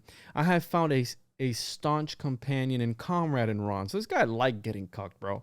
Ron and I are to continue with our plans for the order. And Parsons was known to invoke spirits called elementals because of their association with the 4 elements of the ancients: earth, air, water, fire. According to Crowley, to summon an elemental requires a large amount of magical energy, the kind said to be generated by an 8th degree working. The 8th degree being a solo sexual rite. So jerk the fuck off. So this dude's just like, bro, can you imagine this guy's just viciously like, oh yeah, like trying to summon, like, what are you doing? It's like trying to summon Bartzabel. Oh, like, so it's just what the fuck, bro? You so it's supposed supposed to be like a build-up. So you have to edge for a very long time while focusing your mind on your goal. And then, when you release, you basically either, I don't know what goes into the ritual, but I'm assuming you have to burn it to release it. And they said that it got to a point where he was no longer using that, and he started using blood magic, where he started substituting his own blood for, semen in the ritual, which I think is a higher order than using orgone energy, as LeVay and many others would call it. Interesting. So, yeah, I put here, so jerk the night away, bros. Spanking it. So Parsons wrote, the invocation of lesser forces is exact, since love doesn't usually enter in much, in one sense far more dangerous than the invocation of gods. He also wrote, primary methods for this are 1. Goetia, daemonic. 2. Planetary clavicle of Solo. 3. Enochian elemental heirs. 4. Solar guardian angel. I have found Enochian the best, although complicated. He is referring to, of course, John Dee's Enochian system of magic, okay? Which is its own, like, sing-songy language in order to make contact with the angels and the fallen. So what was the last one you said? Not the Solar Enochian. Guardian Angel. So I'm assuming that's the Abramelin ritual. Yeah, that was the whole thing with Crowley, right? And his Abramelin working. Where he fucked it up because he was Crowley and couldn't, like, discipline himself enough to do it? Yeah, because it was about talking to your quote unquote guardian angel. Yeah, you're supposed to summon your guardian angel and have it attached to you, which is supposed to elevate you to like 1 or 2 steps below the godhead, essentially. Well, fuck all that shit. The system Parsons referred to is a form of magic founded by Dr. John Dee and Sir Edward Kelly in the 16th century. Enochian magic is not sexual in nature, but of course, you can't have magic without the sex to, because these are guys, that's what they're all about. And, Nerds the whole thing love was sex. Yeah, the whole thing with sex magic is, right, at the point of orgasm, they believe that you're connected to the universe, to the cosmic consciousness, and your subconsciousness comes forward. You imprint things on that subconscious at that moment of orgasm.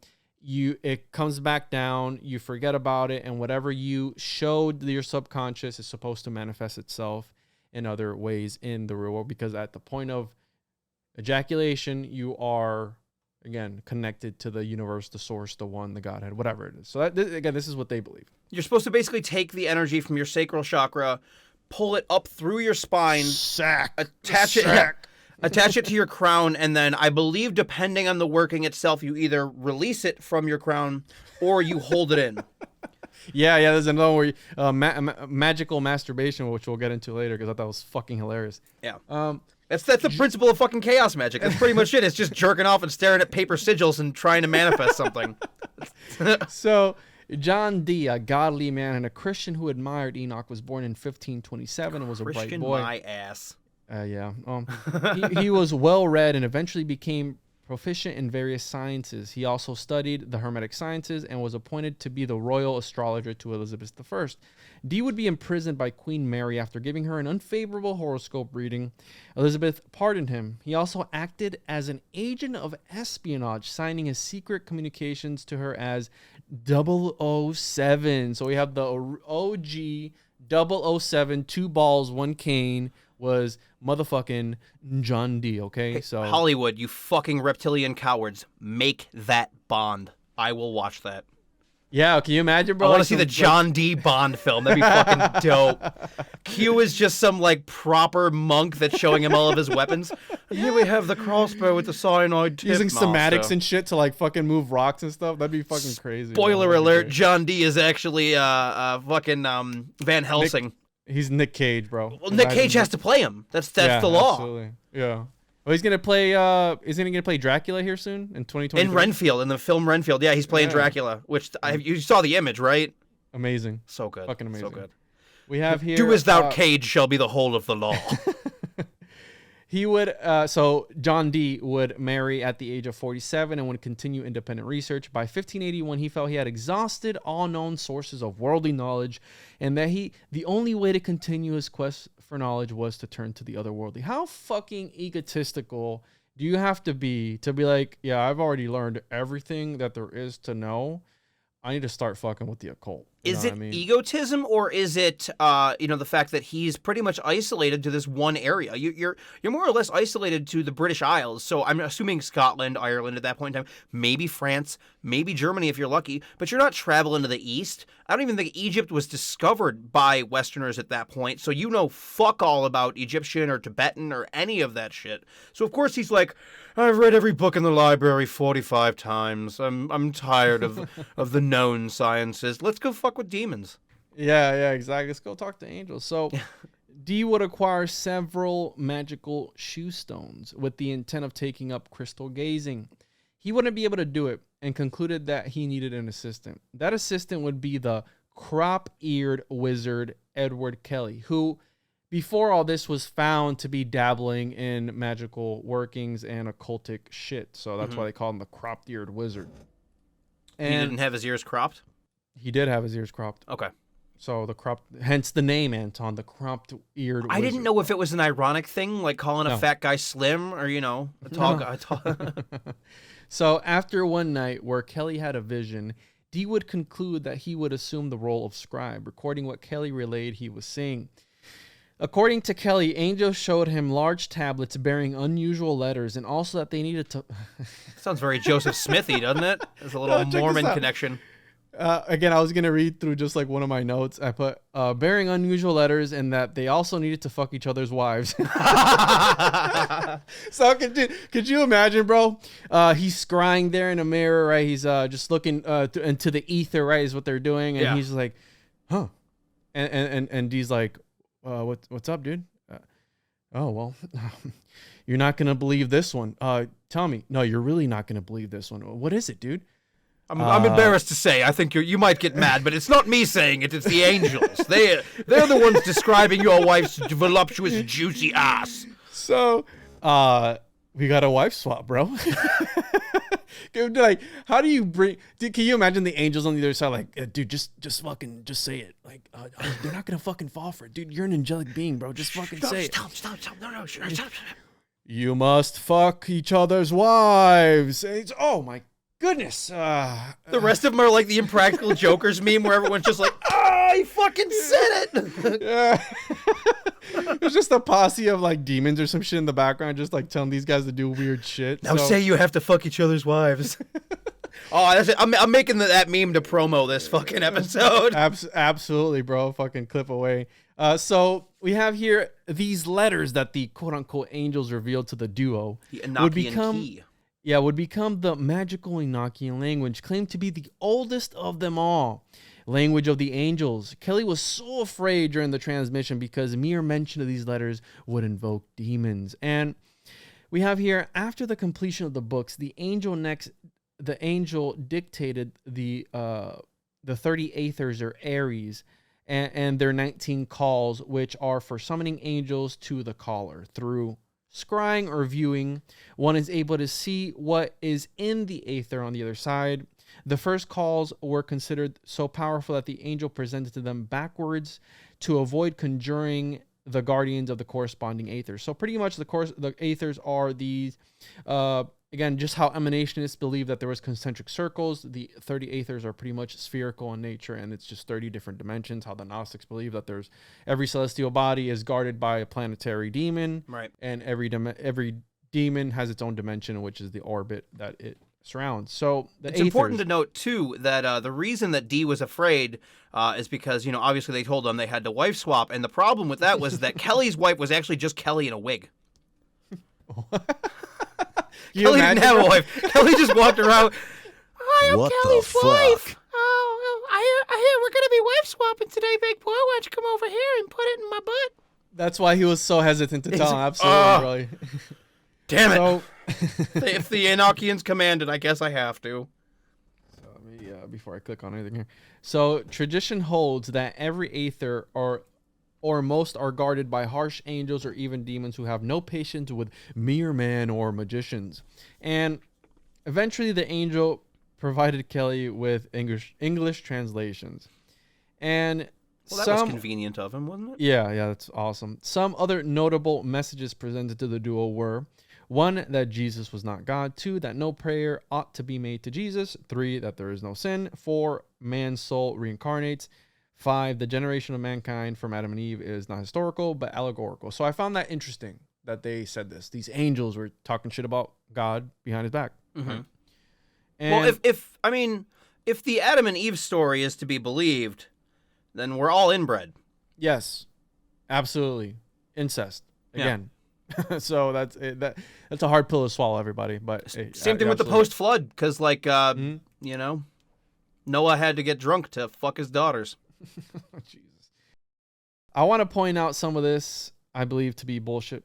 Kelly would correct an angel that would start speaking to him in like Greek, and then Kelly would be like, "No, this is gibberish. Don't talk to me in Greek." Like, he's correcting the angel. Like, what are you saying? Like, tell it to me in English or whatever the fuck language. He's giving him the Ron Burgundy. You know I don't speak Spanish. Can you imagine him just like, no, stop that. I don't understand you. Is he ritualistically masturbating at this point in time to try and like channel this stuff? And he's just like, it's gibberish. Probably. I don't get this. Just can you speak a language of normal people? And he's like, what the fuck's wrong with you? No, he just told me that we need to fuck each other's wives. So, and I put on here, eventually they would be told to swap wives. And then I go, imagine D trying to explain this to his wife. He's like, honey, you're not going to believe this shit. But an angel told me, check this out. An angel told me I need to be cucked. Okay. That I don't know. It's part of my divine manifestation destiny, whatever you want to call it, but it needs to happen. So, she has to pretend to act all mad like she's not into it, but she's just like, I've been eyeing him up all week, so. Yeah.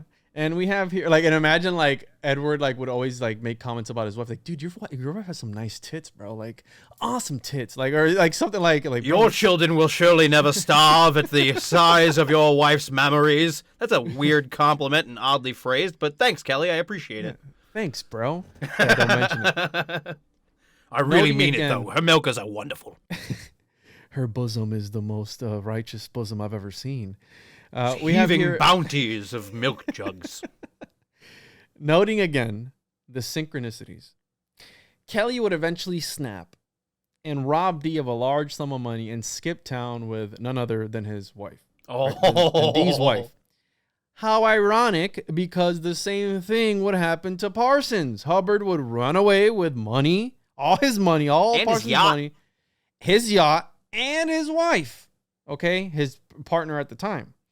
So Crowley claimed that he was the reincarnation of Kelly, although he didn't steal his wife. So yeah, wouldn't LRH be the reincarnation of Kelly then, and then Parsons would be the reincarnation of D? Do you have the info about the sailboat or the yacht? Yeah, we get to that after the Babalon Working. Okay. But also, Crowley mentioned that he was the reincarnation of Elvis Levi, or Levy, whatever you want to call him. And there are scientists who say that the Enochian language is actually a language and not just gibberish. So I found that interesting, and I just wanted to point that out because I think it's bullshit. it could have not been bullshit. I don't know, but they say that it's an actual language, that it's ancient, that we know nothing about, but it's not just gibberish, sounds and letters put together. I'm not a cartographer. I don't know how to. Cartographers make maps. That's maps. You're right. Yeah. Linguistic, I guess. A linguistic master. Something like that. So the Babalon Working, right? The infamous Babalon Working, January of 1946 to March of 1946. It was done in 2 parts. Okay, 2 different parts, which I'll be putting together. Like Dee and Kelly, Parsons would find himself in trouble with the infamous Babalon, the Enochian whore of Babylon. Babylon, as the harlot, is a symbol of the material world. According to Parsons, Babylon is the Gnostic Sophia.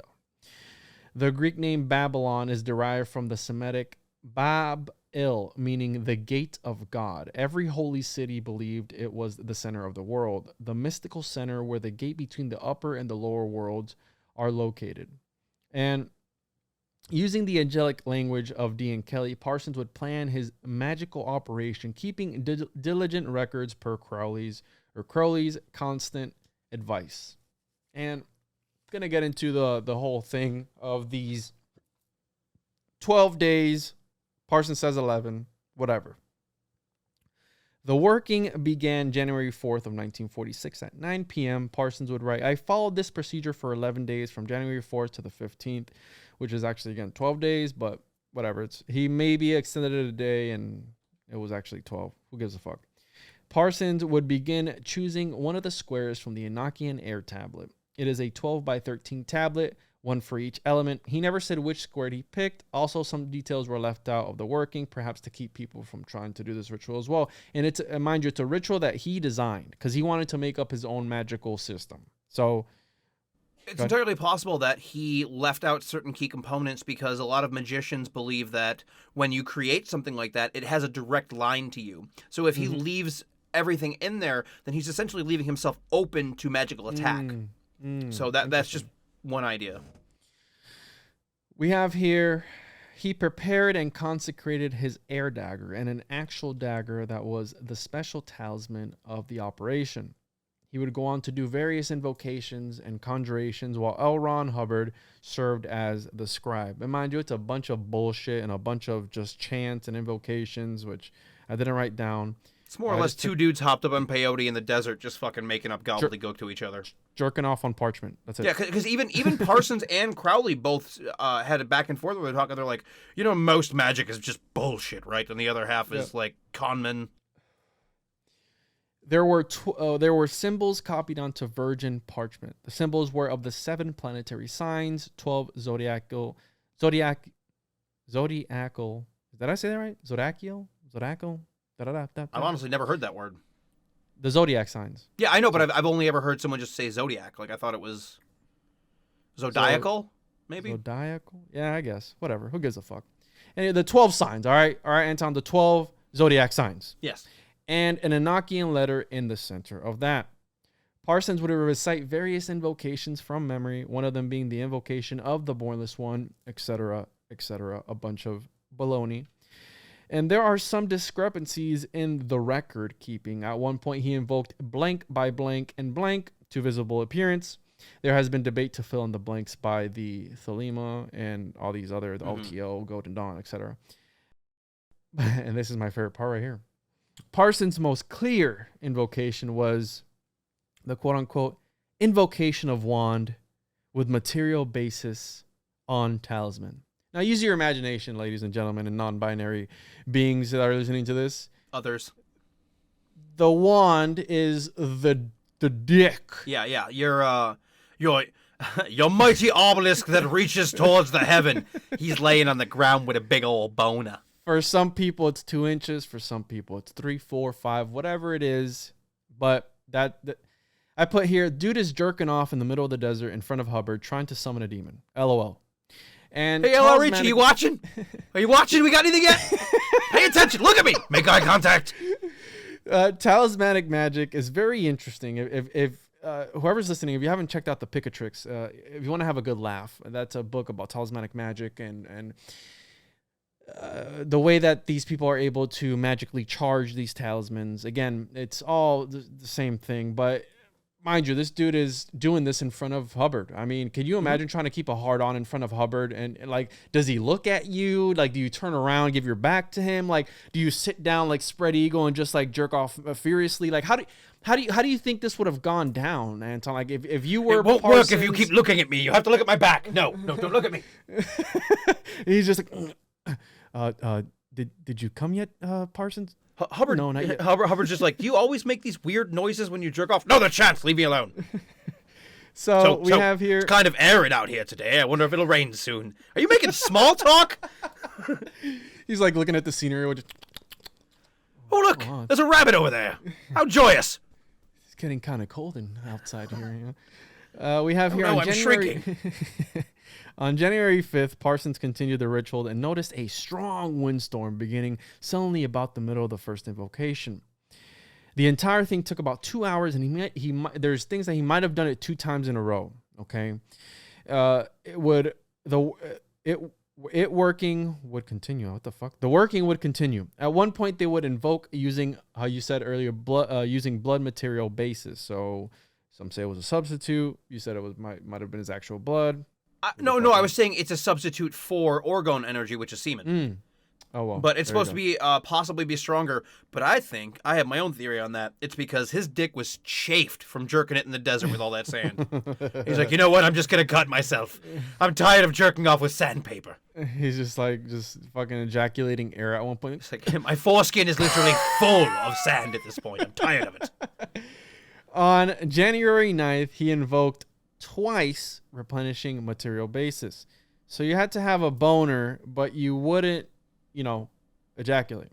You have to deny yourself that right, because the sperm needs to be absorbed by the body. He would be magically masturbating in front of Hubbard, LOL. So can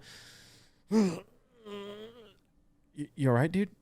Yes. I'm just holding it in. Doing my Kegels. He's like squeezing his cheeks in and out, just like pressing his gooch or something in. Like, this is allegedly helps to maintain an erection. I read that in Women's Health somewhere. My wife had one in the can. On January 10th is when I put here the shit hit the fan. Parsons would be awakened by a loud 9 knocks, which are symbolic and apparently in a book written by Whiteley Strieber titled Communion, which would signify the existence of his otherworldly visitors. The story is supposedly, quote-unquote, non-fiction. The 9 knocks mean to proceed. 3 knocks means the Master Mason is ready to enter the lodge. I don't know. Okay, that's just what was written in the book. And Parsons would continue the invocations for the next couple of days. On the 14th, there would be a paranormal activity. Which one? Because anything after 3 was just kind of terrible. Yeah, exactly. The electricity would go out, and Hubbard would be strongly struck on the right shoulder and would have a candle knocked out of his hand. They would have observed a brownish yellow light about 7 feet high in the kitchen that Parsons would banish with his magical sword. I don't know if it was his dick or his actual magical sword. No, so that was the thing about Parsons is everyone that he encountered that lived with him or visited his house remarked on the fact that Parsons had to have a sword or dagger in every fucking room in the house. Really? Now, yeah, he was also huge into fencing. He was into all of the gentlemanly stuff, but it wasn't a foil that he used. It was probably like an actual like magical working. So not a broadsword, it's not a 2-hander, but a single-handed like Arthurian knight. I like to think he used his dick, so he's just swinging his dick around at this orb. I'm banishing you! Ah! Ah! Just do. And Parsons is just like, oh, my arm, dude. You know what I mean? Like whatever. So Hubbard's shoulder would remain paralyzed for the rest of the night. Hubbard's like, dude, you don't have to punch me in the shoulder because I fucked your wife, okay? Stop blaming it on a demon. I get it. I'm a dick. These dudes were fucking with some dark arts, otherworldly shit, man. Okay, because this is just next level stuff. I think, you know what I mean? Like, I think this is what everybody really thinks about when it comes to like paranormal activity, like actual poltergeist activity, and they're bringing this shit in to their lives and working with it, which is horrible. I think this is again, this is just next level stuff. There was an eerie tension in the house that night. Hubbard would have an astral vision describing an old enemy of Parsons. Eventually, Parsons would perform the license to depart, and the spirit would return to where it came from. After the working, Parsons would say he noted, "Nothing seems to have happened." On January 18th, he would go into the desert with Hubbard to relax at sunset. The physical tension he was feeling would go away. Parsons would turn to Hubbard and say, "It is done." I don't know if that's how he talked, but you know. I've been using this voice for Parsons the whole time. But, So he says, "It is done." Okay. And I think it was during one of the nights too of the working, a lamp was knocked over and broken. And I believe Hubbard means lamp in Enochian. I believe I read that in one of the things, which I found kind of weird. Interesting. Yeah, exactly. Well, that should right there tell you where Parsons' mind was. Like, even if it was just a subconscious twinge of jealousy, he's like, I need this guy fucking gone. Yeah. So again, it was like the angels telling him, like, fuck this guy, he needs to be whatever. But he kept working on him. The thing with Hubbard, while he was like in his own confessionals, was like, I don't fucking buy magic. It's all just bullshit. Which, I mean, if anyone knows bullshit, it's L. Ron fucking Hubbard. Yeah, exactly. It was a honor. Yeah, but Parsons believed him to be a strong magical adept, and I think that's why Parsons probably in a little bit in his head was like, I'm just going to keep using this guy for his energy, and when he's done, I will banish him as well, the way I banish everything else that I summon. It was also remarked by everyone in the Agape Lodge that they believed that Parsons was just interested in summoning anything. Like he, as his, being a scientist, just wanted results. Especially if you're somebody that deals with explosives, you're used to the whole bang, boom, ooh, ah of science. Yeah. So you're trying to get any sort of reaction. Well, and that's what I relate magic to, really, because, play Dungeons and Dragons, you have like this whole mind theater type of thing going on where it's like, oh, Harry Potter. I think that's what a lot of people think magic is. And I think maybe at one point it was that, but it's gotten harder because of the demystification of the humanism movement and all this stuff, which obviously I talk about a lot. But I do think it was like that back then. And now you just got to... The world's a lot smaller than it was back then now, too. You have to do the Macarena now while facing north, while you simultaneously jerk off and you invoke Pan and you, jerk off onto this piece of paper and then you turn around 3 times, loop-de-doop, and, you give it the little rabbit ears and you tie it up and then you might have Bartzabel or some shit like that. Who the fuck knows? I think that's... Spit on the ground, clap a couple times, They so we have here on February 23rd, 1946, Parsons would write to Crowley that his quote-unquote elemental has arrived. In comes Marjorie Cameron. Okay. Red hair, green eyes. The working was supposedly still underway, but Cameron would not find out till much later. They would both marry in October of that year, 8 months after meeting. On the day of Cameron's arrival, Parsons recorded that he, quote-unquote, invoked the goddess Babalon with the aid of his magical partner. Some people say it was Hubbard. Some people say it was actually Cameron.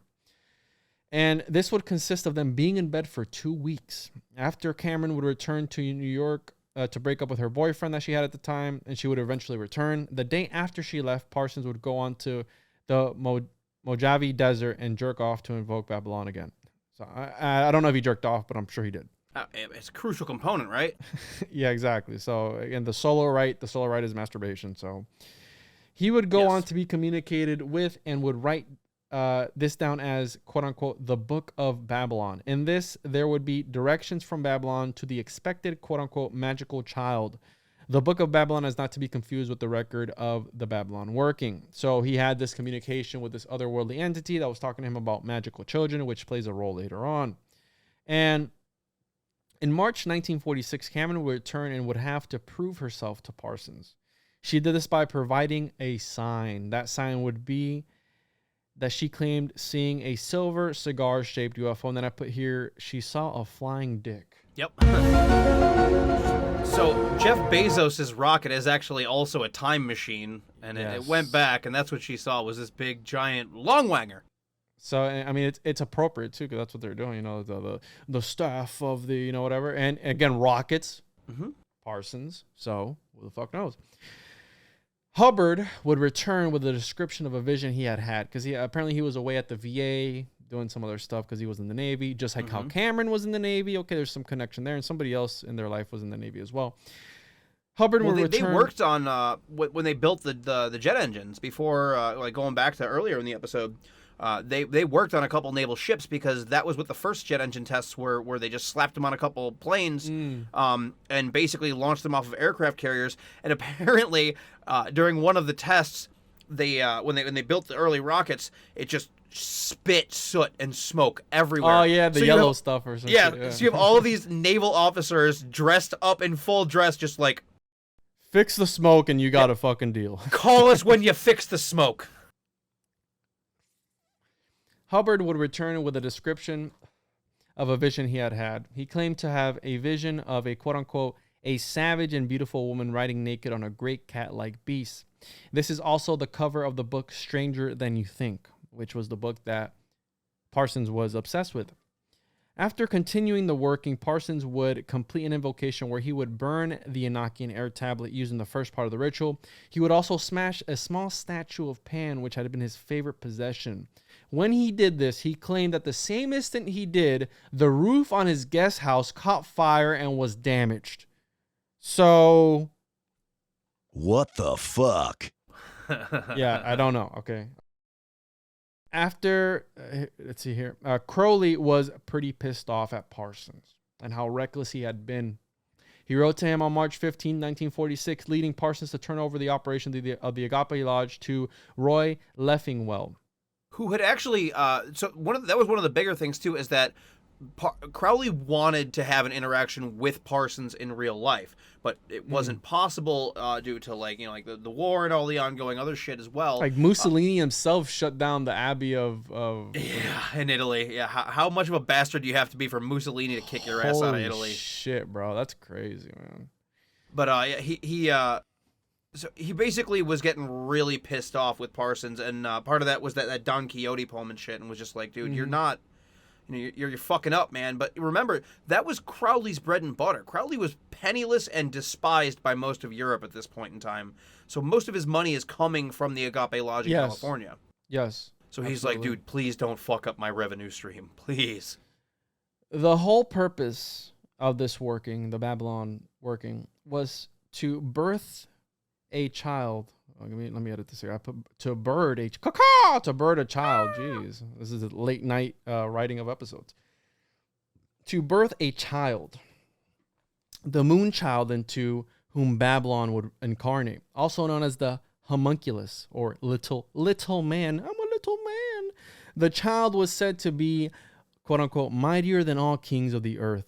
The perversion and unorthodox acts of sex to create the elemental or the magical children was part of this. The perversion and orthodoxy was to attribute to this. Some thought Parsons was one of these children, but he thought otherwise. And around this time, Cameron was said to be pregnant with Parsons' child, but she had an abortion with his consent and other abortions after the fact. And Hoffman Parsons writes in his for book... them. Parsons paid for them as well. Yeah. I mentioned that in the book. Parsons, there's a conspiracy, and Hoffman wrote it in his Secret Societies and Psychological Warfare, that supposedly she had turned over the fetal tissue over to the government, and that they supposedly had the homunculi. Again, I wasn't able to find connections to this, but I don't know.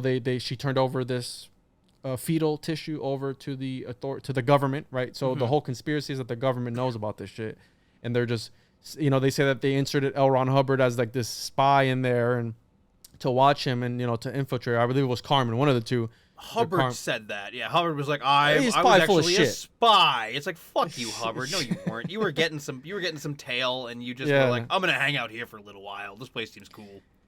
The abortion implied that Parsons was waiting for a full-grown woman to come forth. He would start to believe Cameron was not actually Babylon, even though she would go later on to refer to herself as Babylon, not 9 months later, but 9 years later. Now, I want to add something as well here that, mind you, I believe it was the time that, so we have the Call of Cthulhu being invented in 1928. And I didn't look it up, but I'll look it up now, where the Gnostic, the Nag Hammadi library was around the same time. The discovery of it was around the same time. Let me look it up here. Actually, it was in 1945. Never mind. It's relatively close. So during the Babalon Working, a period of Working, like 10 years, right? no. So during the 19 because the Babalon Working was during 1946. In 1945, the Nag Hammadi Library was discovered. Oh, so it was a year prior, yeah. Yes. So again, weird shit. You have 1947 or 1948 where it was Roswell happened. So we'll get into that. But just again, the synchronicities. And I want to bring something up real quick from Secret Societies and Psychological Warfare that has to do with the homunculi. And I'm not able to prove this with anything else other than this here. We have here, I'm looking for it here real quick.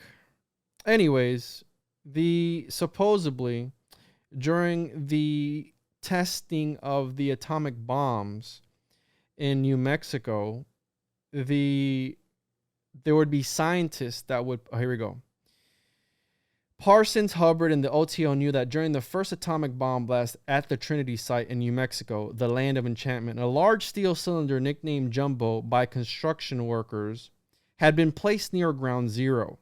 They were obsessed with the idea of the cylinder had been a means of radioactively animating a tiny mannequin known in alchemy as the homunculus, and that this homunculus represented the first creation of artificial life on Earth since Rabbi Lowe's golem. So again, this is something that Hoffman claims, that when they were testing the first atomic bomb, they put a little cylinder and they were trying to radioactively come forth with a homunculi. How true is that? I don't know, but it's fucking interesting. If you have even one occultist on the team, responsible for launching and setting up that bomb, I'm willing to bet that there were a couple things besides a homunculus set up that are like, well, we're gonna, split an atom and do something that's never been done before and harness this great power. So I'm gonna use a little bit of that for my own workings. And who was the one behind that? It was Oppenheimer. I was gonna say Wernher von Braun, but it was Oppenheimer, the one where he I am quotes become death, destroyer of worlds. The Bhagavad Gita. And, yeah. So I just wanted to add that in there because on the stream on April 7th, we'll be talking about the homunculi further in depth. And I just wanted to throw in there because it relates to Parsons. So Parsons' final years, 1946 to 1952, as we approach the end here. On February 20th, 1946, in between two parts of the working, Hubbard, Betty, and Parsons would form a company, Allied Enterprises. Hubbard had the idea of buying some yachts in Florida and selling them in California for profit. Parsons would put up his entire life savings of $20,000 at the time. Remember, this is the 40s at the time. $20,000. Hubbard would put up a measly $1,183.91, and Betty would contribute absolutely nothing. And you can already tell. Contributed her magical juices. You can already tell where this is headed. By June, Parsons went to Florida after Hubbard and Betty, where he would confront them. The duo managed to sail off, trying to escape, and would force Parsons to invoke Bartzabel, a very powerful demon, a form of Mars. And maybe it worked, maybe it didn't, but they would be forced onto shore when they would be, quote-unquote, struck by a sudden squall off the coast, which ripped off his sails and forced him back to port. And he was writing to Crowley, I have them well tied up. Okay, I don't know if he physically had them tied up or not, but I believe Betty gives an account where she literally thought that they were going to fucking die. Like, I didn't think that we were going to make it back to shore. Okay, so mind you, they're working with elementals, perhaps things from the Typhonian order, like all these different things that they were messing with. So very, very dark arts, powerful magic, if you want to call it that. Which that tells me that Parsons at least subconsciously didn't want her to die. He might have wanted LRH to die, but I don't think he was willing to put the energy out there to be like, okay, I want you to hurt them, but I'm not willing to go all the way on that. Yeah. They would eventually cheat Parsons out of one boat and his money. Parsons would go on to sue both of them and recover 2 of the yachts. Hubbard and Betty would go on to marry, have a daughter, and Hubbard would establish what we know today as Scientology, a cult. Okay, it is a cult. I don't care what anybody else says. At this point, it's surpassed cult into religious status. It's arguably the biggest religion in the United States. Really? I mean, Christianity is still abounding, but I don't count, non-Orthodox people as actual Christians, so. Maybe to his financial ruin, Parsons on August 20th sent a formal letter of resignation to Crowley to opt out of the O.T.O. He did not give an explanation and simply said it was of his own will. Parsons would go on to bootleg explosives illegally for extra income. He would leave his job with the Vulcan Powder Company where he was working at the time because he was offered another job with the North American Aviation Corporation where he would work until 1948. He would then be hired elsewhere. He also took on various consulting gigs with various different organizations. In a letter dated June 19, 1949, he would say he lost his clearance for membership in the O.T.O. for publicly circulating Liber Oz, a statement of the rights of man. And you can read that if you want, but it's pretty much, do what thou wilt, et cetera, right? Right. On May 17, 1948, Parsons would have some more bad karma thrown his way throughout all of this. He would have his government clearance revoked because, according to him, of his associations with a quote-unquote a religious cult believed to advocate sexual perversion. The FBI called it a mythic love cult. Parsons would insist it was dedicated to the freedom and liberty of the individual. His FBI file would state it was because of his association with known communists. Cameron would leave him soon after this. And so, yes, what you had mentioned earlier, he was, a communist sympathizer. He was involved with different people, and the FBI had a file on him. I mean, they were keeping tabs on him because he had a lot of secrets that they didn't want to get out, especially at a time of war, all this stuff that's going on. On Halloween 1948, Babalon would, quote-unquote, call on Parsons, urging him to resume his magic, with a K. Parsons would go on to begin working on a 17-day working of the wand. So, I put... That's two is just whacking off for 17 days straight. Just, you know what I mean? Just 17 days. Bro, can you imagine him just like, 17 days? Oh my God. My dick can't take any more. It stopped being fun after day 3. So the climax would be Babalon's manifestation in a dream. He would have Smith christen him Belerion Armilus L. Dajjal Antichrist, as he took the oath of the abyss. This name was of various iterations of the word Antichrist in various different languages. At the end of the 17 days, Babalon instructed him on an quote-unquote astral working or an out-of-body experience, which supposedly was easy for him to do, where he would go into the sunset with her sign and into the night past accursed and desolate places and cyclopean ruins, and so came to the city of Chorazin, and there a great tower of black basalt was raised that was part of the castle, whose further battlements ruled over the Gulf of Stars. So he had this out-of-body astral vision. He's going through there. Chorazin was a small town on the Sea of Galilee that, according to the gospel story, Jesus cursed when the citizens would not repent.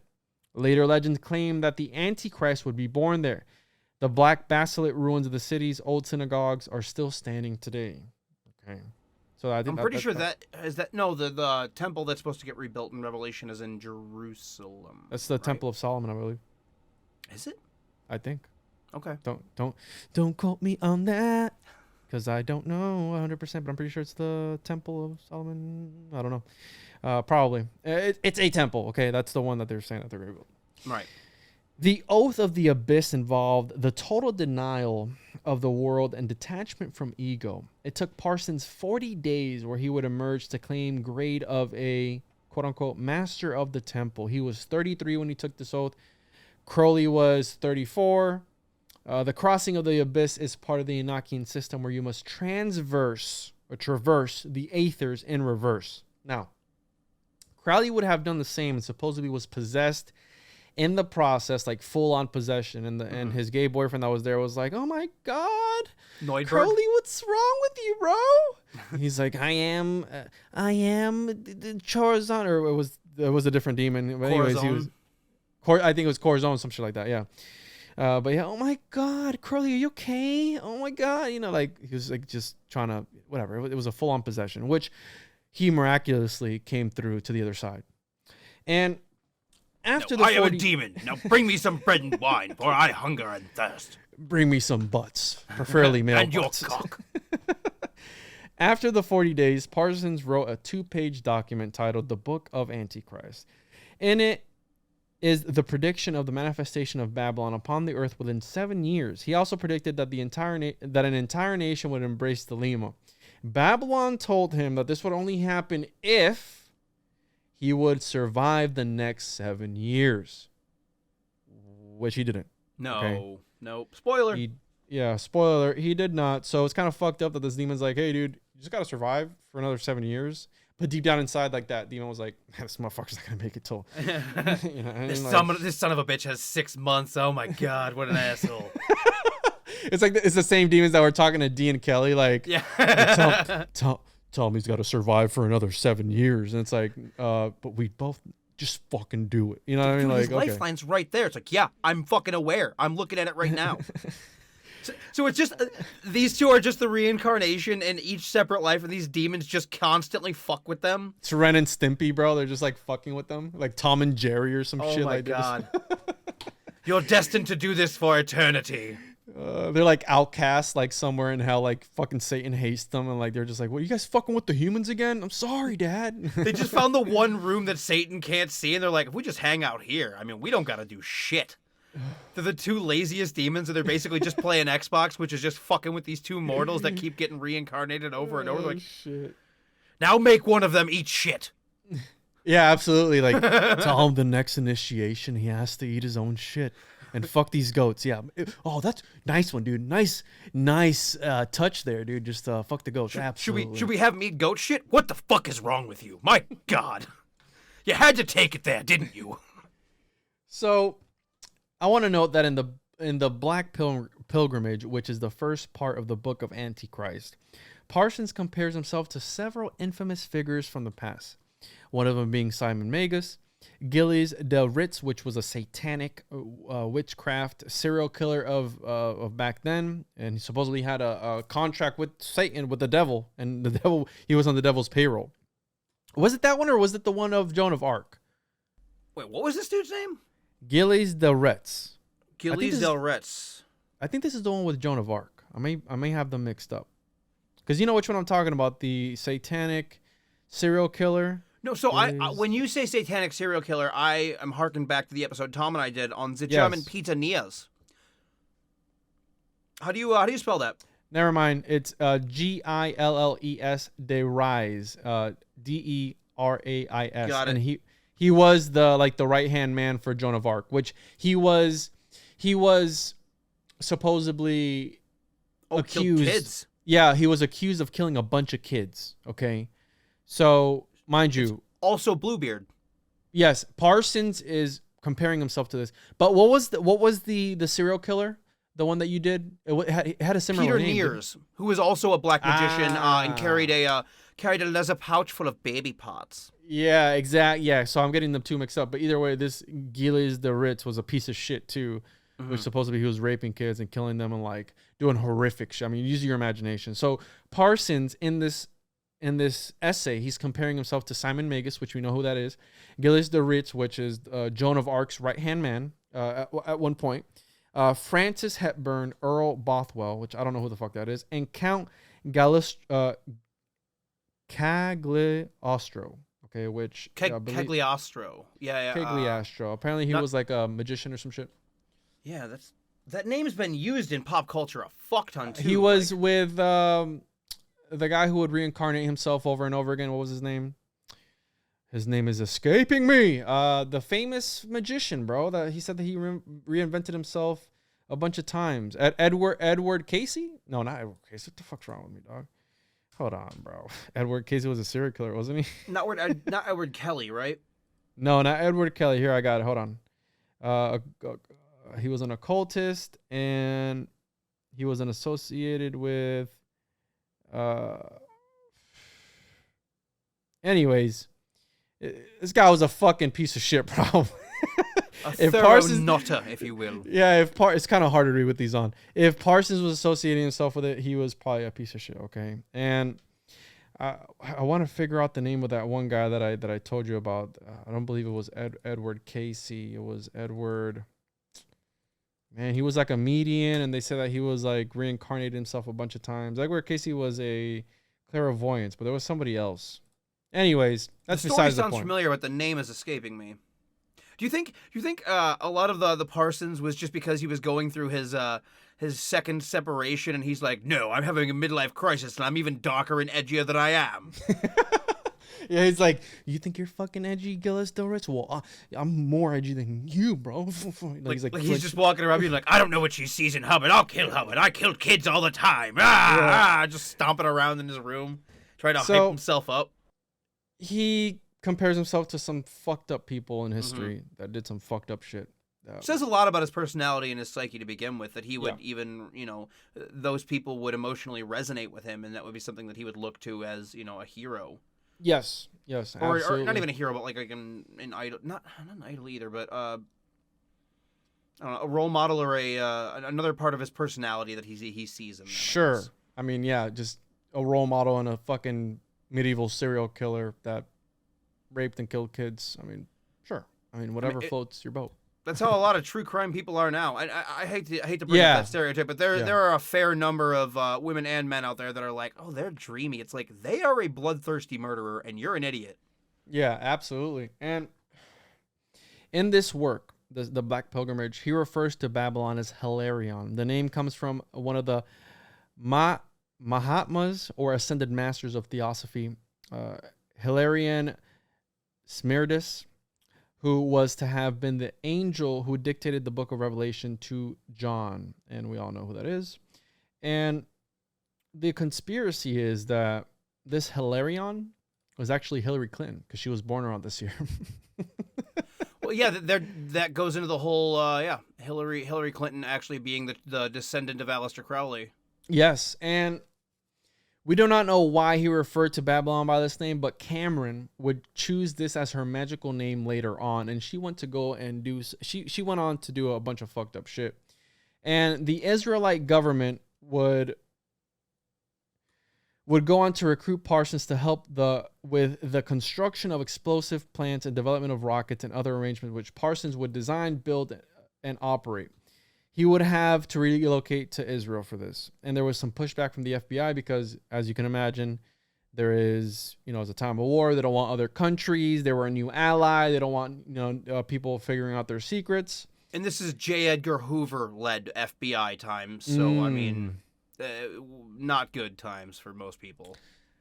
Since he was still under investigation for espionage, after a year and 4 months of investigation, the board would pull his clearance for it to never be reinstated again. Parsons and Cameron would eventually reunite after being separated for some time. They planned a trip to Mexico to, quote, test an explosive more powerful than anything yet invented. Quoted by filmmaker Renee Drix, who was close to Cameron, and she lived with him for some time after Parsons' death. And here, as we approach the end, Parsons' death and beyond, 1952.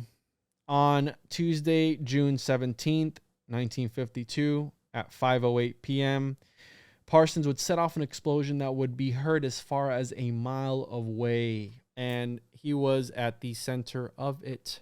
As flames consumed Parsons, predicted by Babylon, he would have his right forearm blown completely off.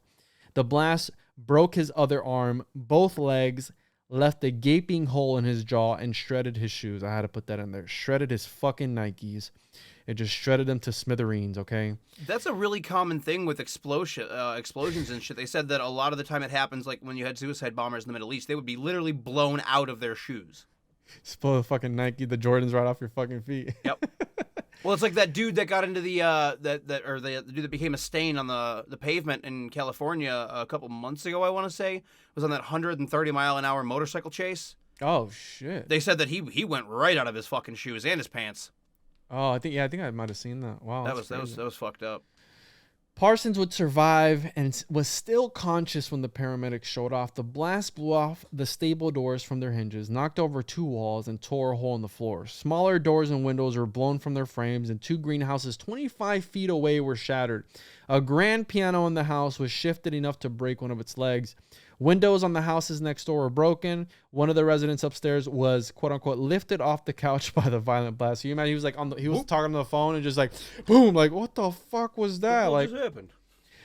Parsons was coherent enough to give instructions as he was loaded into the ambulance. He would be taken to Huntington Memorial Hospital, where he would die at 5:45 p.m. In March 1946, Parsons wrote that, quote unquote, in that day, the manifestation of Babylon, my work would be accomplished, and I shall be blown away upon the breath of the Father. According to John Bluth, Parsons' last words were, I wasn't done. His mother would commit suicide hours after hearing this news. She would overdose on sleeping pills. Which were ones that the doctor called in to make sure she calmed down because she was fucking hysterical. She committed suicide just hours after hearing that news. So again, you can see what's kind of weird there. The luggage they would be taking to Mexico was found in the hallway at his mother's house. Police during the investigation allegedly found numerous amounts of explosives at the house, enough to quote unquote blow up half the block. There was mercury underneath the floorboards. It was like mercury fluoride or some shit like that. Just a bunch of miscellaneous information. Well, he was building stuff for Hollywood studios, and apparently, Special like effects. the official story was that right before he was set to leave with Betty, because Betty comes back, or not Betty, his third wife, There was or second wife, Cameron. Cameron comes back, and basically, like after Hubbard ditches her ass, and they were set to go to Mexico, where they were going to either start a new life or they were going on a long vacation to try and reconnect or whatever. There was also some magical stuff going on down there, and he got a call, and whatever studio he was working for at the time, basically asked him to make a batch of high explosives in a rush. Yeah, So rush order. Right, and he primarily was making, from my understanding, he was making like pyrotechnics for movies and stuff. But I guess they had him make a lot of squibs. So for people that aren't big movie people, a squib is a small explosive device put under the shirt, which before the age of digital effects mimicked gunshots. That's the thing that explodes and you see the little blood drip down and stuff. It's just a little tiny explosive with a blood packet, and they hurt like a motherfucker. Really? It feels worse than a paintball. There is various conspiracies regarding Parsons' death. Some rule it off as an accident, others murder, and some suicide. Nonetheless, there are some discrepancies as to how he died. Some believe since he was used to handling dangerous explosives, there was no way he could have dropped them, causing his death. How some people, his hands were sweaty and he just dropped it and boom. You know what I mean? Like, so no. Parsons was known to sweat a lot, and it should be noted that he didn't have Erlenmeyer flasks or beakers or any of that shit. He was using a coffee can to mix this chemical. So, I mean, remember, Parsons was unorthodox, and yes, he was like many people that worked with him back in the early days were like, he was very meticulous and was always very safe. It's like, yes, that's true, but this is well after Parsons got into heavy drugs. Yes. So his nerves aren't nearly as steady. They found a syringe of morphine, too, on the scene. Well, I don't know if they found a syringe with morphine. From what I had read, they found a bunch of syringes that were just kind of there, and they weren't sure whether or not it was for drug use or if he was using it to inject like nitro or something into explosives or what have you. But there was definitely, syringes found, and we know that Parsons loved drugs and used them in his magical working. So I wouldn't discredit it or discount that it's a possibility. There was some fuckery afoot. We can agree on that. Yeah, I tried looking up an autopsy because that was my curiosity too. So I was like, I wonder, but there's no information that I can find on an autopsy done on Parsons. Interesting. So, one of the officers noted that the explosion happened behind Parsons, ruling out the possibility that it was an accident and that he had actually dropped the can of materials causing the explosion. So, Cameron said that the explosion had occurred beneath the floorboards, lifting them up, leading to the possibility that explosives had been planted there by someone. Maybe someone trying to get revenge. Note that he had put those corrupt cops in jail for killing someone with a car bomb, one of which had been released a little time prior to this explosion happening, this being Captain Canet. Cameron believed he was to blame, and the police concluded it was an accident due to the mishandling of explosives. Parsons' death was officially ruled by the coroner after an autopsy as accidental and attributed to multiple injuries of the entire body. Something that was allegedly found inside Parsons' trailer on the premises was an odd, bizarre, fairly big box decorated with snakes and dragons. This box was said to have contained home movies of Parsons and his mother having sex with each other and Her big dog, the big dog that had made it difficult for police to attend to her suicide scene and was shot in the head in the process. Oh, some fuck. dark, fucked up shit right there. Okay? And what did we learn? Cops love shooting dogs. And black people. Sorry. Well, obviously. So that goes without saying. During an interview, filmmaker Renee Drux stated that I have every reason to believe that Jack Parsons was working on some very strange experiments trying to create what the old alchemists called the homunculus, a tiny artificial man with magical powers. I think that's what he was working on when the accident happened. And Drux was apparently Michael Hoffman's source of this statement in his Apocalypse Culture book, where he writes, in 1952, Parsons was blown up in what is officially described as an accident, but which others have said was a homunculus experiment that went bananas. Shout out to Michael Hoffman. And adding fuel to the fire, if you will, Kenneth Grant writes that the working began just prior to the wave of unexplained aerial phenomenon now recalled as the Great Flying Saucer Flap. Parsons opened a door and something flew in, similar to what CERN is doing. And they say that since they had never finished the ritual, that they opened up a portal to another dimension. This is around the time of Roswell, and ever since you've had a bunch of UFO encounters. Now, Francis King mentions that Parsons felt flying saucers would, quote unquote, would play a part in converting the world to Crowleyanity. And Cameron would later go on to become obsessed with flying saucers and claim they were not high-tech, but rather a restoration of elemental powers. Cameron would also go on to play both the Scarlet Woman and Kali, the Hindu goddess of destruction, in front of CERN, in Kenneth Anger's short film. And these are people involved with the Rolling Stones, the Beatles, and all the satanic shit that they were doing. Yeah, Kenneth Anger is the satanic director. Yes, he wrote Lucifer Rising. Yes, and is that the one with Lucifer, Satan, yep, on in the his big chest? rainbow letters? I actually have a really good Kenneth Anger biography somewhere in my collection. I haven't cracked it open yet, but I found it at a thrift store and was like, oh shit. So that was Jack Parsons. This took I told you it was going to be about 2 hours. Yeah, you said about 2 hours. We got 2:30 in there, so. And I think it went great. I wanted to get into further detail regarding Cameron, but I'm going to leave that for the live stream on the Innerverse podcast on April 7th at 9 p.m. Eastern time. Make sure to check that out. Make sure to check me out on there. I'm going to be introducing a round table of people, and I set a topic, which they all research. We've been researching it for the last about month and a half, and I have a lot of bright minds in there who are very excited to present what they have found. This will be a compendium, if you will, before that episode, so you can get a feel as to what Parsons was like, what his whole life was like, what the Babalon Working was about, what the Enochian magic, Crowley, all those things, and I wanted to present it in a digestible manner, which I think this went great. It was an awesome episode. Yeah. Definitely one for the books, and you were great, Anton. So thank you for those that have made it this far. One more time for the listeners, Anton, where can they find your work and look you up? Check us out on Strange Brew, which Tom and Juan and Billy and I all do in rotation, I'm sure. I'm HP Shovecraft on Instagram, Invader Daggett _TTV on Twitch. Come hang out and chill in the stream. If you play Dead by Daylight, hit me up and we'll play together. Awesome. Make sure to check me out on all social media platforms at the Juan Podcast, Instagram, TikTok, Twitter, YouTube, rockfin.com/the One Podcast, patreon.com/the One Podcast, and join the Telegram. The Telegram is in my link in the bio of my Instagram. I think it's like /